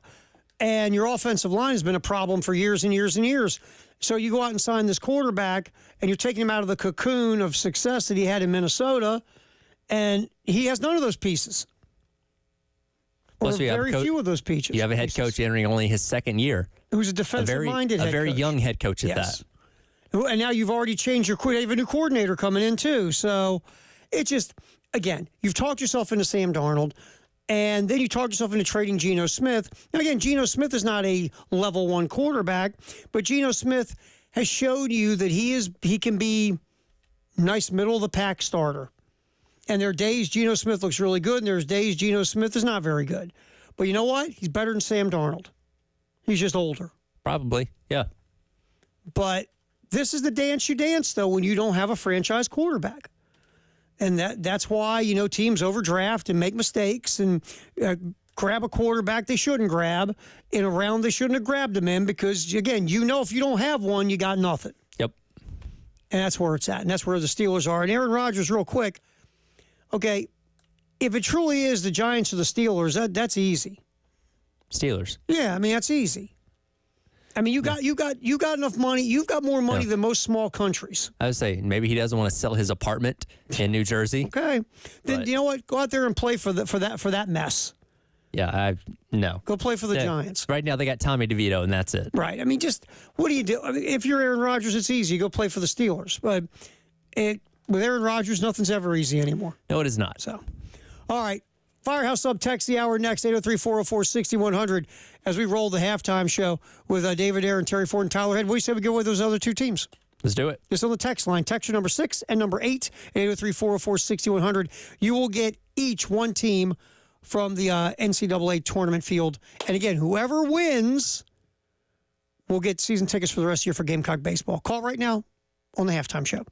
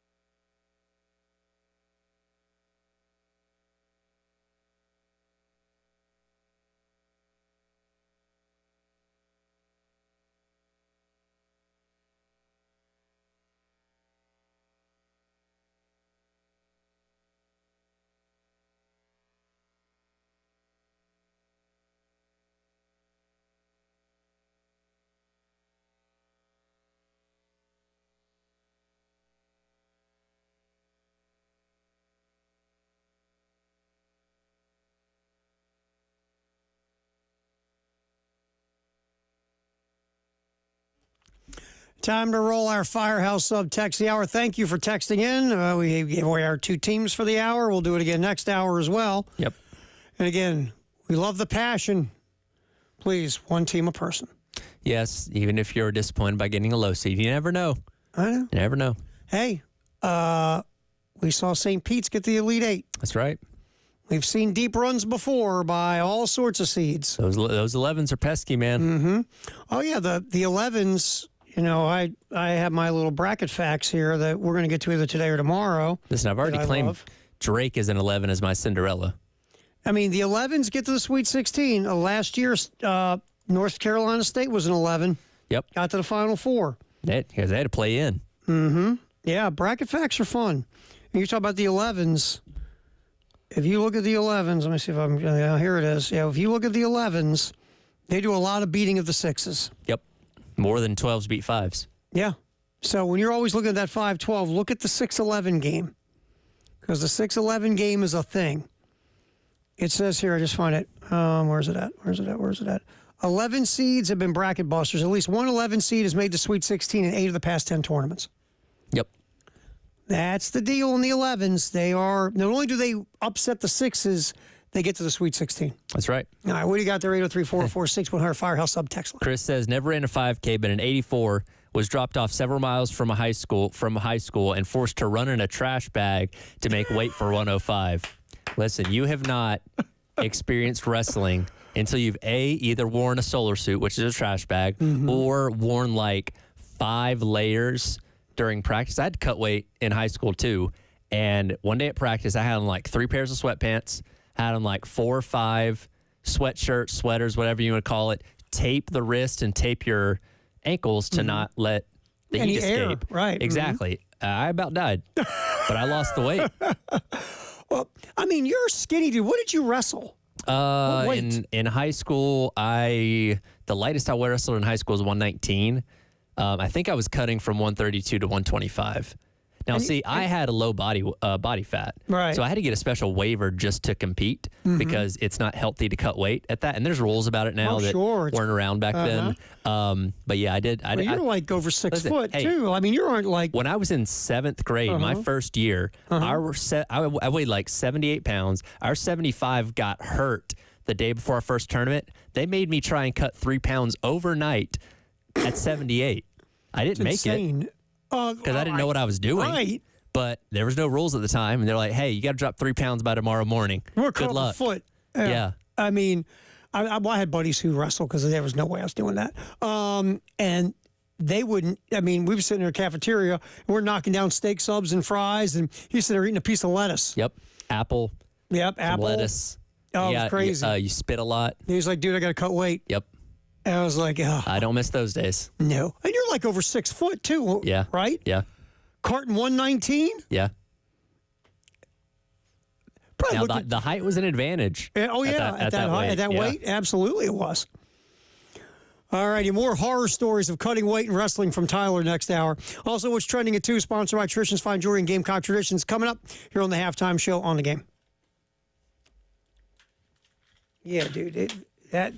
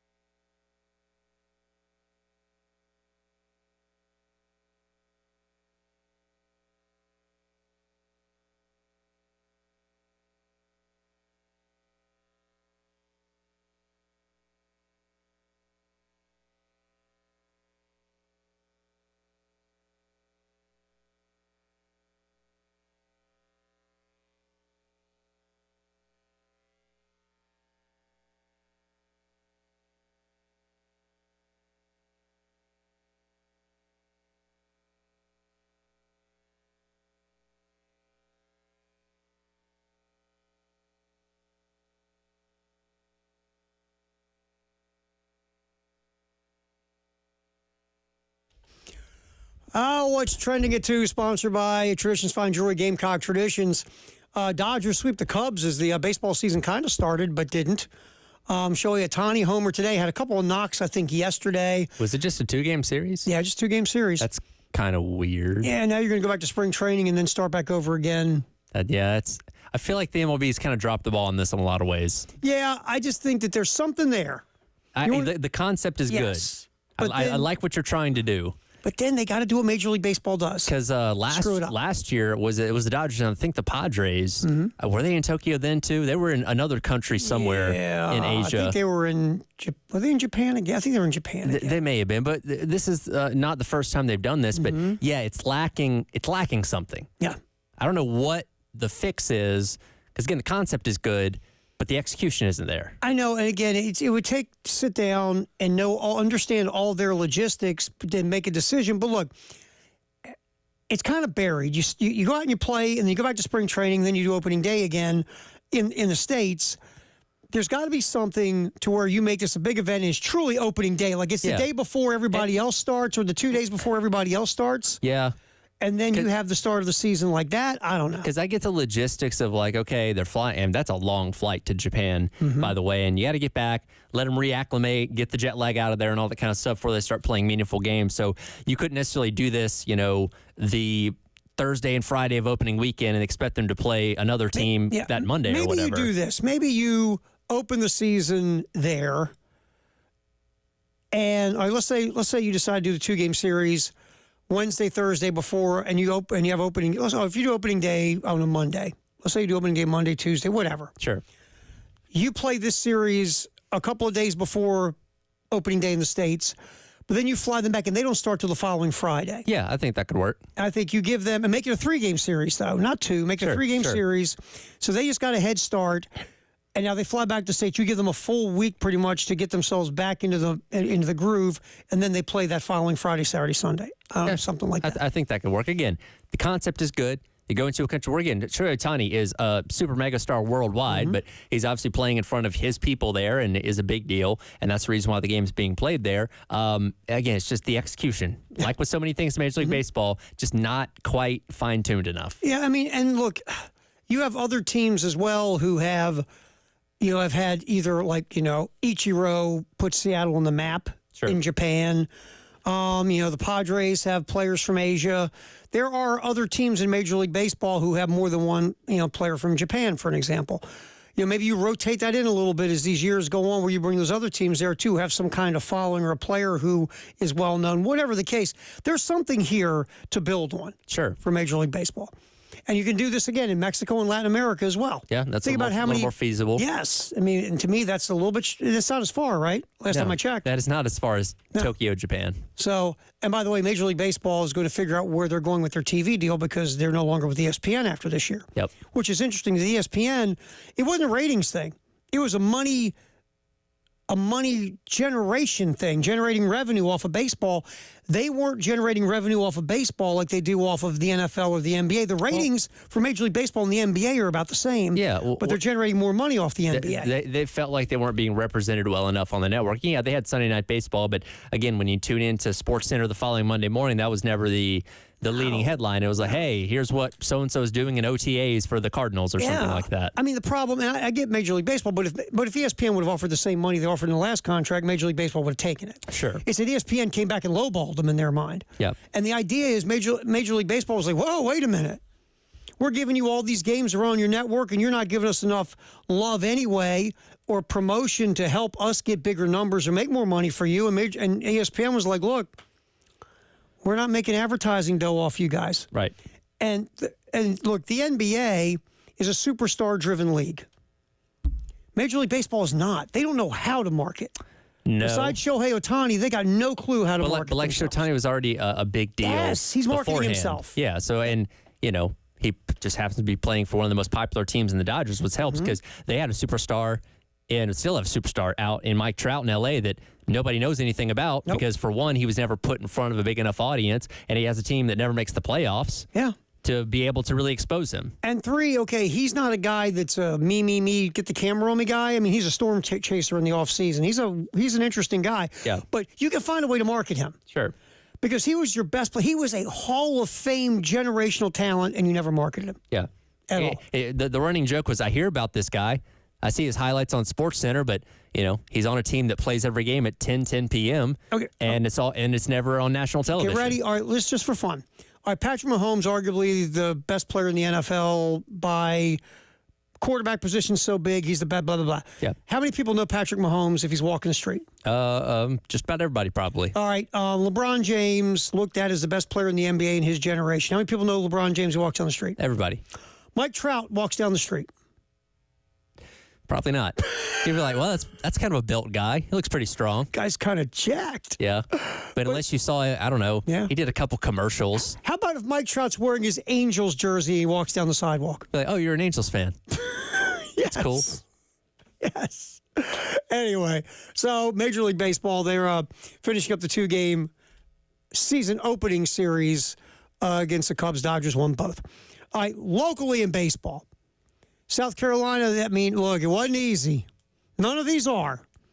But Gamecocks grind out a 4-3 win. You get 2 bases loaded walks and a balk to drive in 3 of your 4 runs. You'll take it because you never, ever apologize for a W.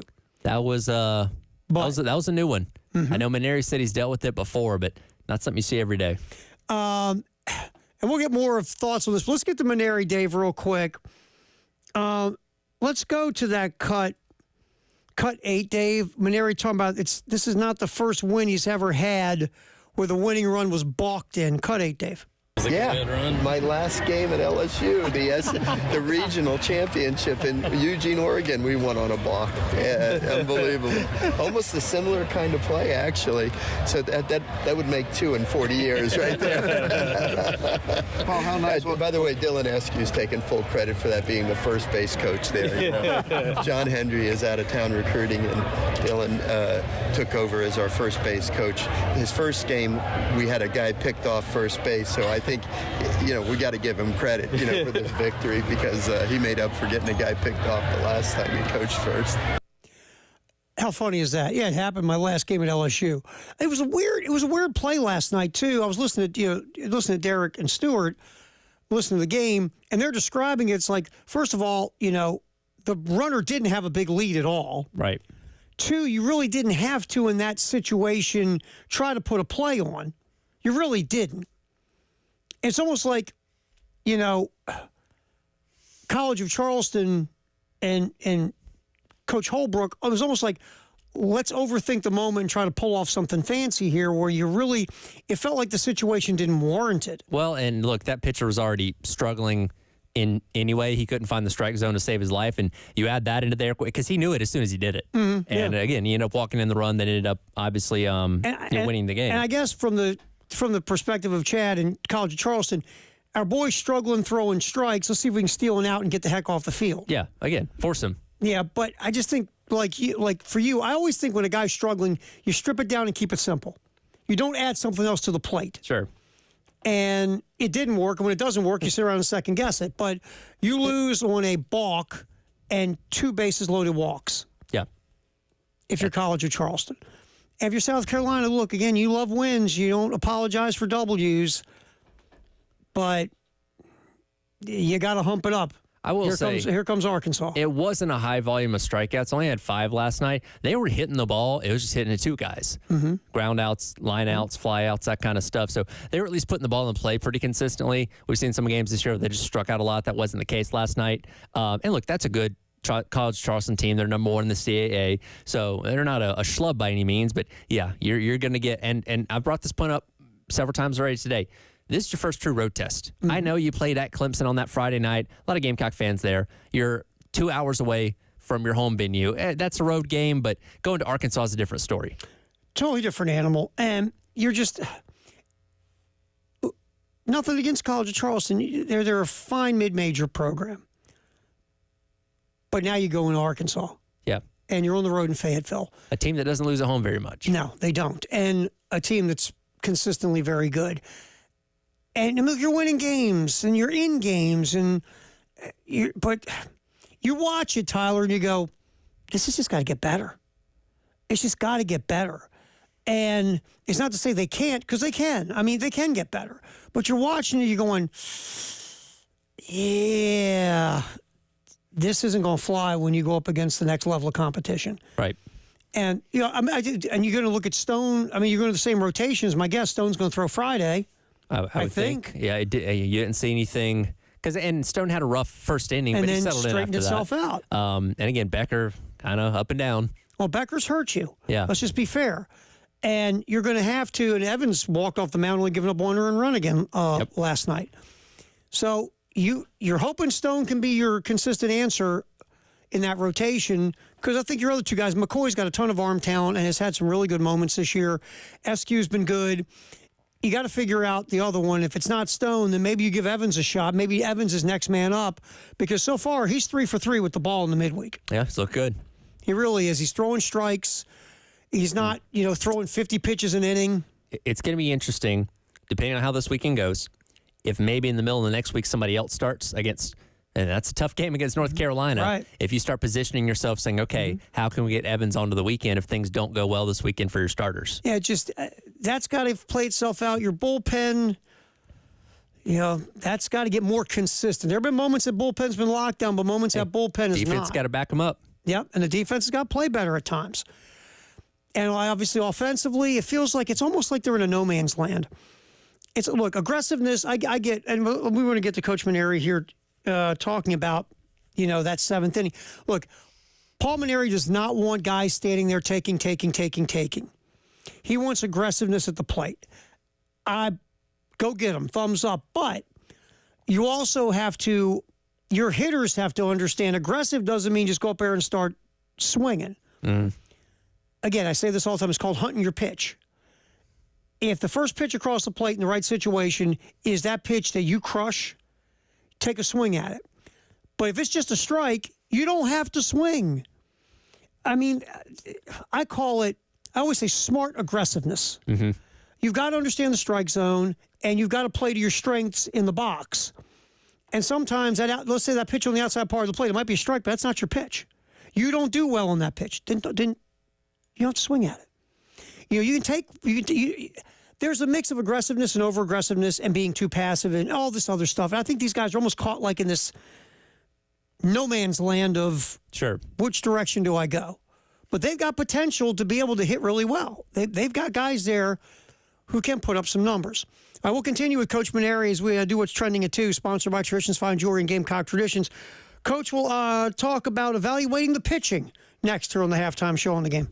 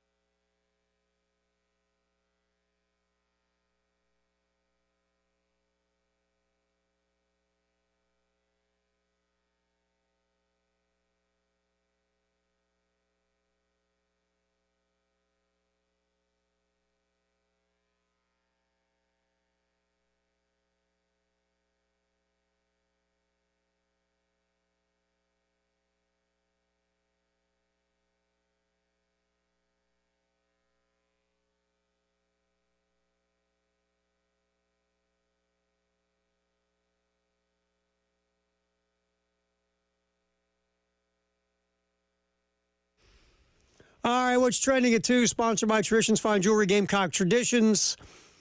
Last night, South Carolina surviving against College of Charleston 4-3. Next up, in Fayetteville, Friday, Saturday, Sunday.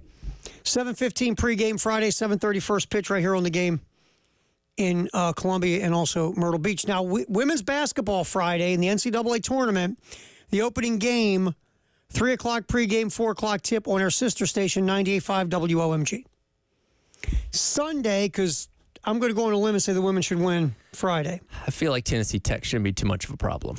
Sunday, again, we don't know the start time yet, but the game will be on our sister station, B106. That's at 106.7. By the way, do you know what the line is on that game? Tennessee Tech, how about 50? Not quite, 42.5. You know what? I think that's the second biggest line behind UConn in the opening round. Can I be honest? I would take Carolina. That's actually kind of low. Mm-hmm. I'd take Carolina. I think about giving 42 points. If you're, and look, Tennessee Tech earned their way in. Mm-hmm. What's the speech, right? You're a mid-major program, a team that, this is the type of teams that Carolina does beat by 50 points. Mm-hmm. What's the rah-rah speech before you go play them in their own gym, by the way? Mm-hmm. You know what? I'm running the Miracle on Ice movie. I'm running the Kurt Russell speech. No, we get Kurt Russell to come and speak in the locker room before the game. Does the exact same speech, except he just changes the names of everything to Tennessee Tech and South Carolina. But all the players are so young and they don't know what he's referencing. Have no idea. Who is this guy? What the hell is this about? I'm doing all the motivation, all the underdog stories. I'm showing UMBC Virginia. Yeah. The 16 beating the 1. Fairleigh Dickinson, Purdue the other year. I'm doing all that. I'm doing all that mess to try to pump up my team, even though I'm probably getting in the car going, we're going to get the bleep kicked out of us. Has a 16 ever beat a 1 in the women's? Nah. I didn't think so. No. Because, again, it's a little more straightforward in the women's bracket. We don't see the massive upsets we see on the men's side of thing. No, the top-level women's programs are so much better. Oh, yeah. It doesn't lend to that big of an upset. The talent gap between the best team in men's basketball and the worst team, it's a gap, but it's not a mile wide. No, now it's to that point because of transfer portals and things of that nature and, guys moving all around. If you play your best as a 16 and the 1 plays their worst, you might walk off the court with a W now. That wasn't the case 15 years ago, even 10 years ago.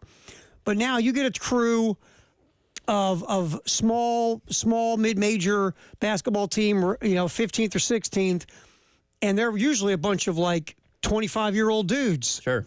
Our boy last year looked like an accountant. I know, or it's some guys that didn't get enough playing time at major schools. Hey, I'm going to go to this mid-major and go there. So, that's what makes the men's tournament more fun from a chaos standpoint because, again, you do see those kind of upsets where, again, you're looking at 1 seeds being 40-point favorites on the women's side of things.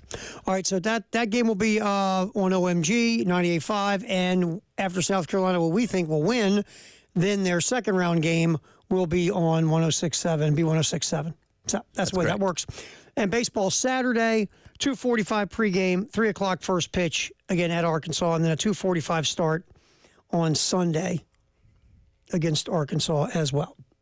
So that's what's happening. All right, Paul Maneri talking to the media after the win over College of Charleston. Let's get cut 7, Dave. Here's the coach talking about his pitching and evaluating the staff. Well, yeah. The only reason was because I wanted Zach Russell to get into that kind of a situation right there. And, Garino's got a little more experience than Zach does. But I just wanted to start an inning fresh with Zach Russell instead of bringing him in the middle of the inning. So, unfortunately, he threw 2 great pitches, and he hung a slider, then he threw a pickoff play away, then he didn't cover first base. So it wasn't really one of his more stellar outings. But he'll learn from it because he's just a young kid, But the more times we can get him out there, the better off. But, the key to the game was when Garino came in after Palmer. And, he saved the game for us, really. We're in the bases loaded, nobody out. Yeah. Struck out the side. So it kept us in the game, even though we were losing by 2 runs. And, we hit several balls pretty hard, but just right at people, And so we were having a little bit of misfortune and couldn't, get more runs. We got one clutch hit early in the game, didn't really get one after that. So I really didn't think we were going to score a lot of runs, so I felt like it was important we hold them right there. We even played infield in with the bases loaded, if I remember correctly. So, but Greeno was awesome, and so was Marlott. But what can you say about Jarvis Evans? I mean, he gave us a chance again, like he's done every week. He was just tremendous. I mean, Greeno, to Coach Maneri's point, saved the game.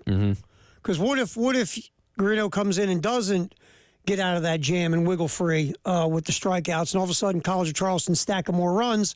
Because, again, your offense late in the game was 2 bases loaded walks and a balk that brought in runs. Yeah, no, great performance by him. Again, phenomenal outing once again by Jarvis Evans. And again, it was Russell that kind of got him in trouble a little bit. And then Palmer came in, only faced one batter, but walked him and got the bases loaded. And yeah, for Greeno, as young as he is, to come in as a freshman and be able to, keep his head cool in that situation and get out of that jam, that's obviously a good sight to see. And again, you did enough to get over the hump and win that game. And hopefully that gives you some momentum going into the weekend. Let's get one more, Dave. Cut 12. In the 7th inning, obviously, South Carolina, 2 bases loaded walks. Working the counts, again, not swinging the stuff out of the zone, and ended up, taking 2 walks with the bases loaded, which were huge in this game. So here's Coach Maneri talking about any change in approach in the 7th inning at the plate. Yeah, I think if you can remind me, Nate led off with a good base hit, right? Single to left, yeah. 1 out, but yeah. And then was there a misplay at third? Yeah, a little bobble at third. Yeah, and then, hey, look, we showed a lot of discipline at the plate, but the kid he was pretty wild, I mean, I'm not one for walking a lot. I like to teach you guys to hit.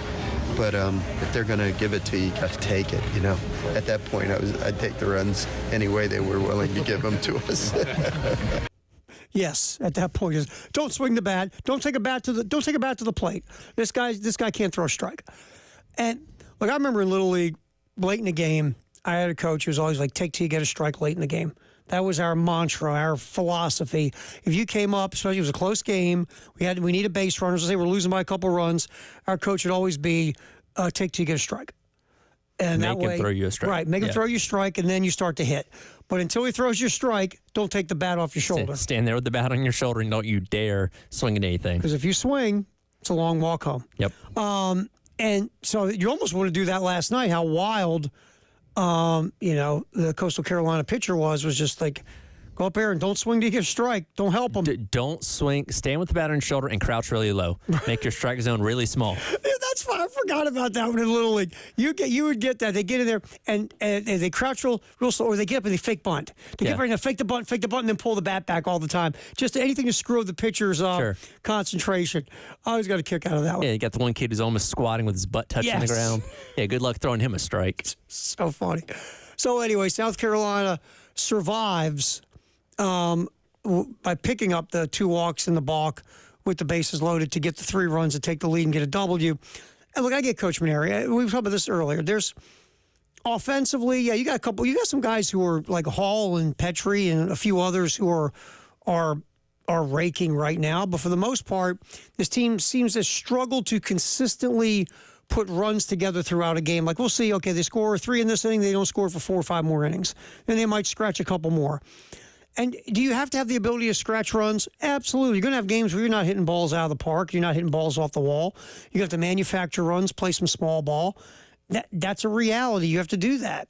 And, yes, putting the ball in play in college baseball forces teams to make errors. I get all that. Sure.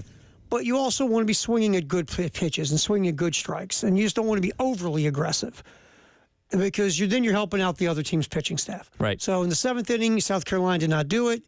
2 walks, a balk, you got your 3 runs, and you escape with a W. Now it's on to Fayetteville. All right, today is what, the 14th, 15th, 17th? What the heck is today? 25th, 29th? 19th. March 19th is the greatest day in the history of the world. We'll tell you about that when we come back. Don't forget our golf tournament. We're getting close, Tyler. Still a little bit over a week. Yeah, 9 days. 9 days. At Charwood, and it's going to be fun this year. We're going to have lots of great food. Alex English, former Gamecock, Hall of Famer, will be there, hang out with you. Also, we have the golf cannon, my favorite thing. And all the proceeds go to Camp Discovery. A pair of baseball and football season tickets will also be raffling off. A lot of cool stuff going on. Love for you to be part of it. 803-755-2000. Call, get your foursome, sign up. Again, 803-755-2000. That's with Rock and our buddies at Charwood in West Columbia. Again, 803-755-2000. We still have some room for you. We're starting to knock off foursomes, but we still have some room for you. And also this year we're partnering up with the Lexington County Gamecock Club. So they'll have surprises as well for the tournament. Again, that is a week from Friday at Charwood. Greatest day in the history of the world is next on the Halftime Show on the Game.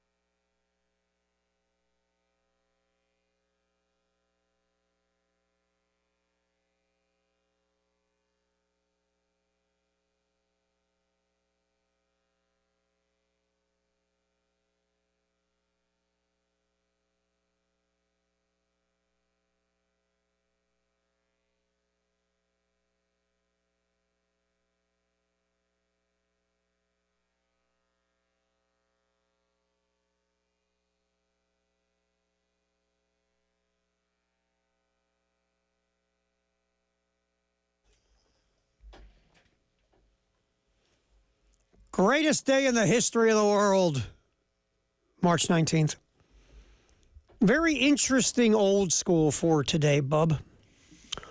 This day in 1950, Babe Dietrichson Zaharias shoots a record .298 and wins the Women's U.S. Open by 8 strokes.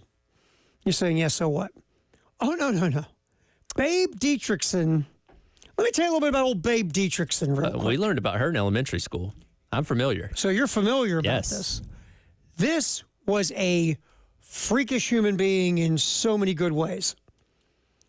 Okay, so she won 10 majors on the LPGA Tour. Oh, that's not all. You know what she did the 1932 Olympics? Here's what she did in the 1932 Olympics. She won 2 gold medals and a silver in track and field. Won in the 80-meter hurdle, she broke her own world record. 11.7 in the 80-meter hurdles, by the way. She also won the gold medal in the javelin. So think about this. Usually the people that win the gold in the javelin don't win the hurdles gold. Typically not, because typically you have to be very strong and muscular to win the javelin. So she wins a gold in javelin and in the 80-meter hurdles. Took the silver in the high jump, tying the American record. So, and then, oh no, she didn't throw. She did not compete in the discus. So she won 2 gold and a silver in the 1932 Olympics. Remember, that was the LA Olympics in 32. Yep. I think the Berlin Olympics was in 36. But 32 was the LA Olympics. Also, she was an All-American basketball player. And she played AAU baseball and softball. Mm-hmm. Oh, and by the way, she was a high-level seamstress as well. She also pitched in spring training in Major League Baseball. Mm-hmm. She's regarded as the greatest female athlete of all time. And, if you look at this, she is. Yeah, and the name Babe comes from how good she was at baseball as a kid. Yeah. Because she's the female Babe Ruth. Yeah, it's unbelievable, the stuff. She also played harmonica. She played competitive pocket billiards. I mean, it is unbelievable the skill set this woman had. Yeah, again, literally, she was in my history textbook in 5th grade. I don't remember what it was in reference to, but I remember learning about her. It's unreal. LPGA championship. Yeah, she won 10 majors. So it's just unbelievable. Oh, by the way, a little thing here in Wikipedia, so it's got to be true. She was a great harmonica player and recorded several songs for Mercury Records. Because why not? But you know what? You think she had a sister that her parents why can't you be like that? Oh, if you don't want to be her sister, brother, I mean, you're done, right? I mean, don't you hate her? Nothing you do will ever compete. Don't you hate her? I mean, you do if you love her, but you hate her. Yeah. Because you're always going to get compared. Well, let's say you were a really good harmonica player, right? And you're playing harmonica and you're kicking it. And she comes over and goes, what's that? Harmonica. Yeah, she's the one that the first try she picks it up, she's better than you. Oh, yeah. All of a sudden, she's Bruce Springsteen on the harmonica. Yeah. Or Huey Lewis. And there was probably an older sibling that was playing these sports first. So let me try that. And she just immediately better. And it just crushed their soul. And that's the thing. We all have that friend who is just good at everything. Sure. Naturally. And you hate them. You love them because they're your friend, but you also hate them. Sure. That's her. How about her friends?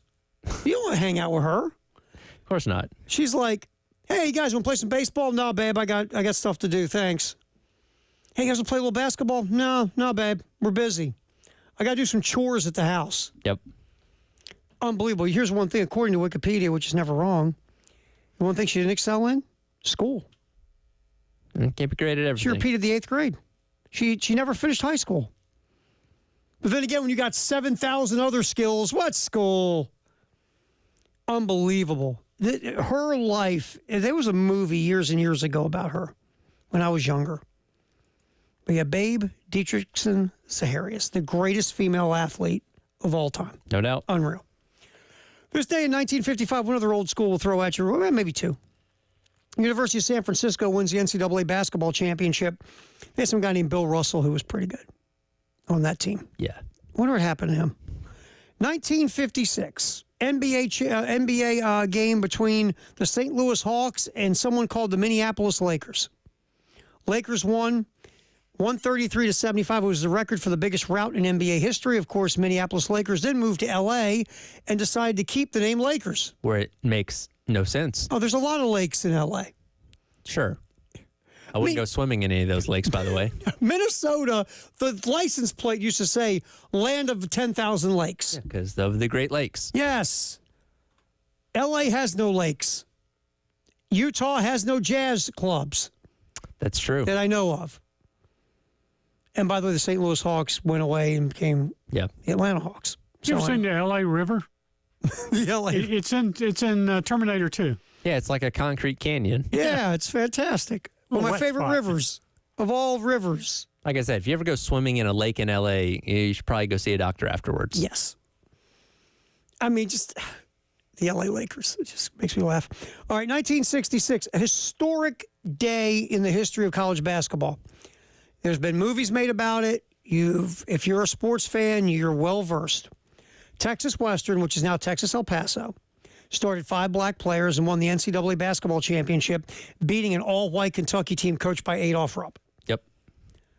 And it was in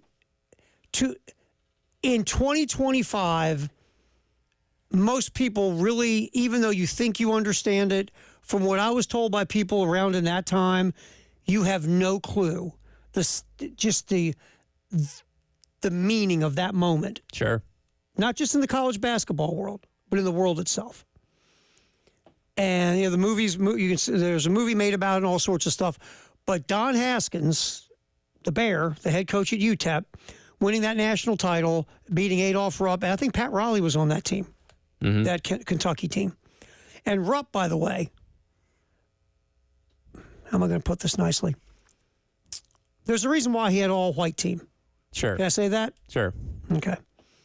So just a historic moment just in the world at that time happened this day in 1966.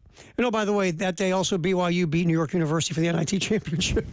Back when it mattered. You want to talk about back burner, nobody cares, footnotes in history compared to this day and what happened in the NCAA tournament?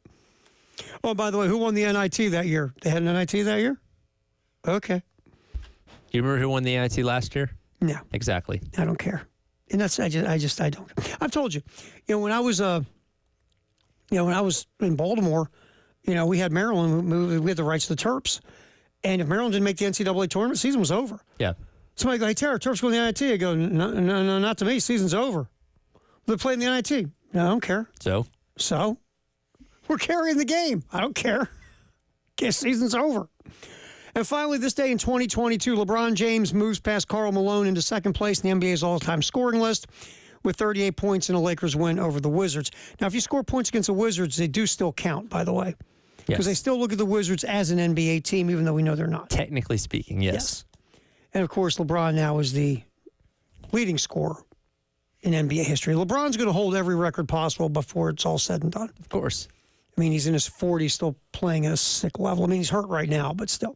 All right, there's a very good greatest day in the history of the world today. Very interesting.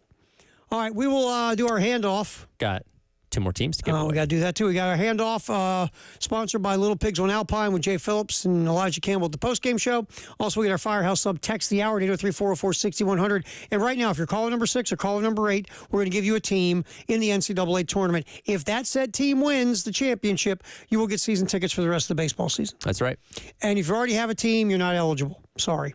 All right, so give us a ring right now, 803-404-6100, callers number 6 and caller number 8 here on the Halftime Show. Terry Ford, Tyler Head, David Dare on the game.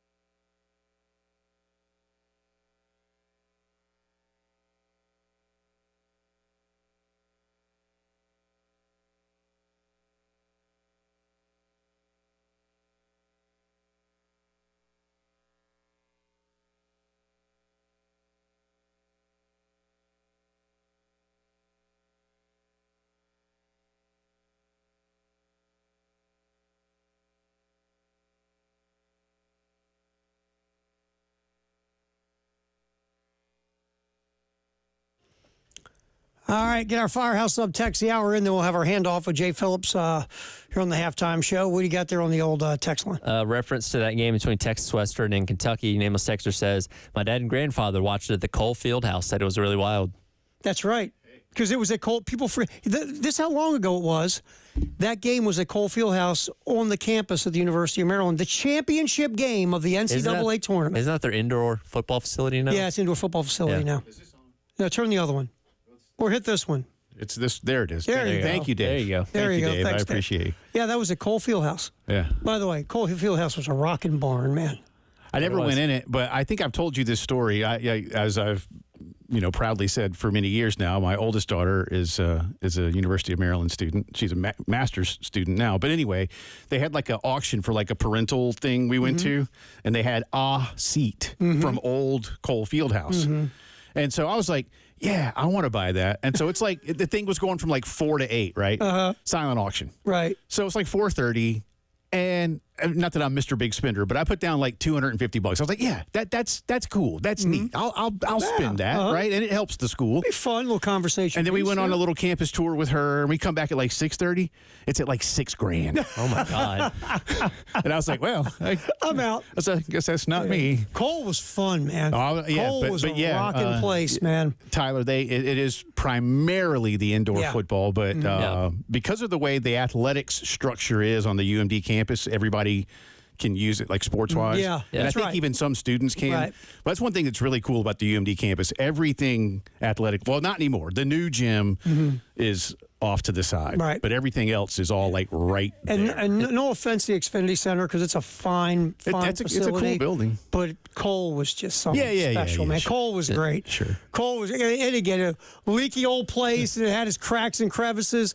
But They kept the facade, which is kind of cool. it's cool. When Amen was going and they were winning, and that place. Lefty was sweating. Lefty was sweating. Now, Jay tells us he has a rant that he wants to go on. We got to get to that. We got 2 We're running out of minutes. time. Okay, so I look, this is not throwing a blanket over humanity, okay? But you know who the worst people in the world are? Who, Jay Phillips? Okay, if you're driving anywhere and there's some form, whether it's major, minor, medium road construction, they will put up a sign, whoever they is, that says, like, coming up, lane closure, road construction, in this case, where I was coming today, get left, right lane closed. And you can clearly see, like, for 3 or 4 blocks, people are getting over. The worst people in the world are the ones that speed right past that, knowing full well what the hell's going on, and could not give 2 you-know-whats about the people doing it right. And those people hack me off, because then they look at you. Let me in. Why won't you let me in? I'm like, I'll tell you why I won't let you in. Because you should have gotten over about 3 blocks ago. It's so funny you bring this up. Right now. That's why. Because I drive a lot of 95, right? Yeah. And 95 through parts of North Carolina is road construction hell. And you have that guy multiplied by 10. Yeah. And you're driving, you move over, because if everybody moved over, this thing would go smooth. If you do it right. If you do it right and everybody moves over, you're going to slow down, but you're not going to be But you're not backed going to up. stop. Right. Right. So over my 3.5 years of driving 95, that person needs to be burned alive. Y'all are wrong. That's known as a zipper merge, and it's perfectly legal. I don't care if it's legal, Dave. It's not when you do it right, Dave, it's but known when as- you do it wrong, it's bad. If everybody knew how to zipper, it'd be fine. Here's That's the not what it problem. is. They all go up to where it stops, Yeah. and then they put their signal on to move over Yeah. and slow up everything. Yeah, You no. can use That's the the whole problem. lane till it's gone. But Dave, if you Dave, get are you, over Dave, earlier, are you telling us you do this, Dave? Yeah, so Dave's the So guy. he's Dave's the guy That's that what goes he's past taking 30 up- cars to get he's into the taking front. up for them because Dave I does learned it. this going into Chapin. This is how it works. If you do it right. Dave, When we're you just- do it wrong, you're... I've gotten to the point you're where I a- want to run those people off the road down a cliff. Yeah. Sorry. It ruins everything. See, maybe a few years ago I would go, Jay, but no, I deal with it all the time. No. It's not hard. Just get over. Well, Get we know how Jay's drive-in was. Yeah, I know. Our post-game show should be a lot of fun. Yeah. Jack Beltry, Brad Muller, a lot of hoops. It'll be fun. And spring football talk. Angry Jay, it's going to be a good time. I'm good now. I'm good. Did you get off your chest? I did that on y'all's show. I'm good. Dave, Tyler, nice work. We'll do it again tomorrow. From Twin Peaks.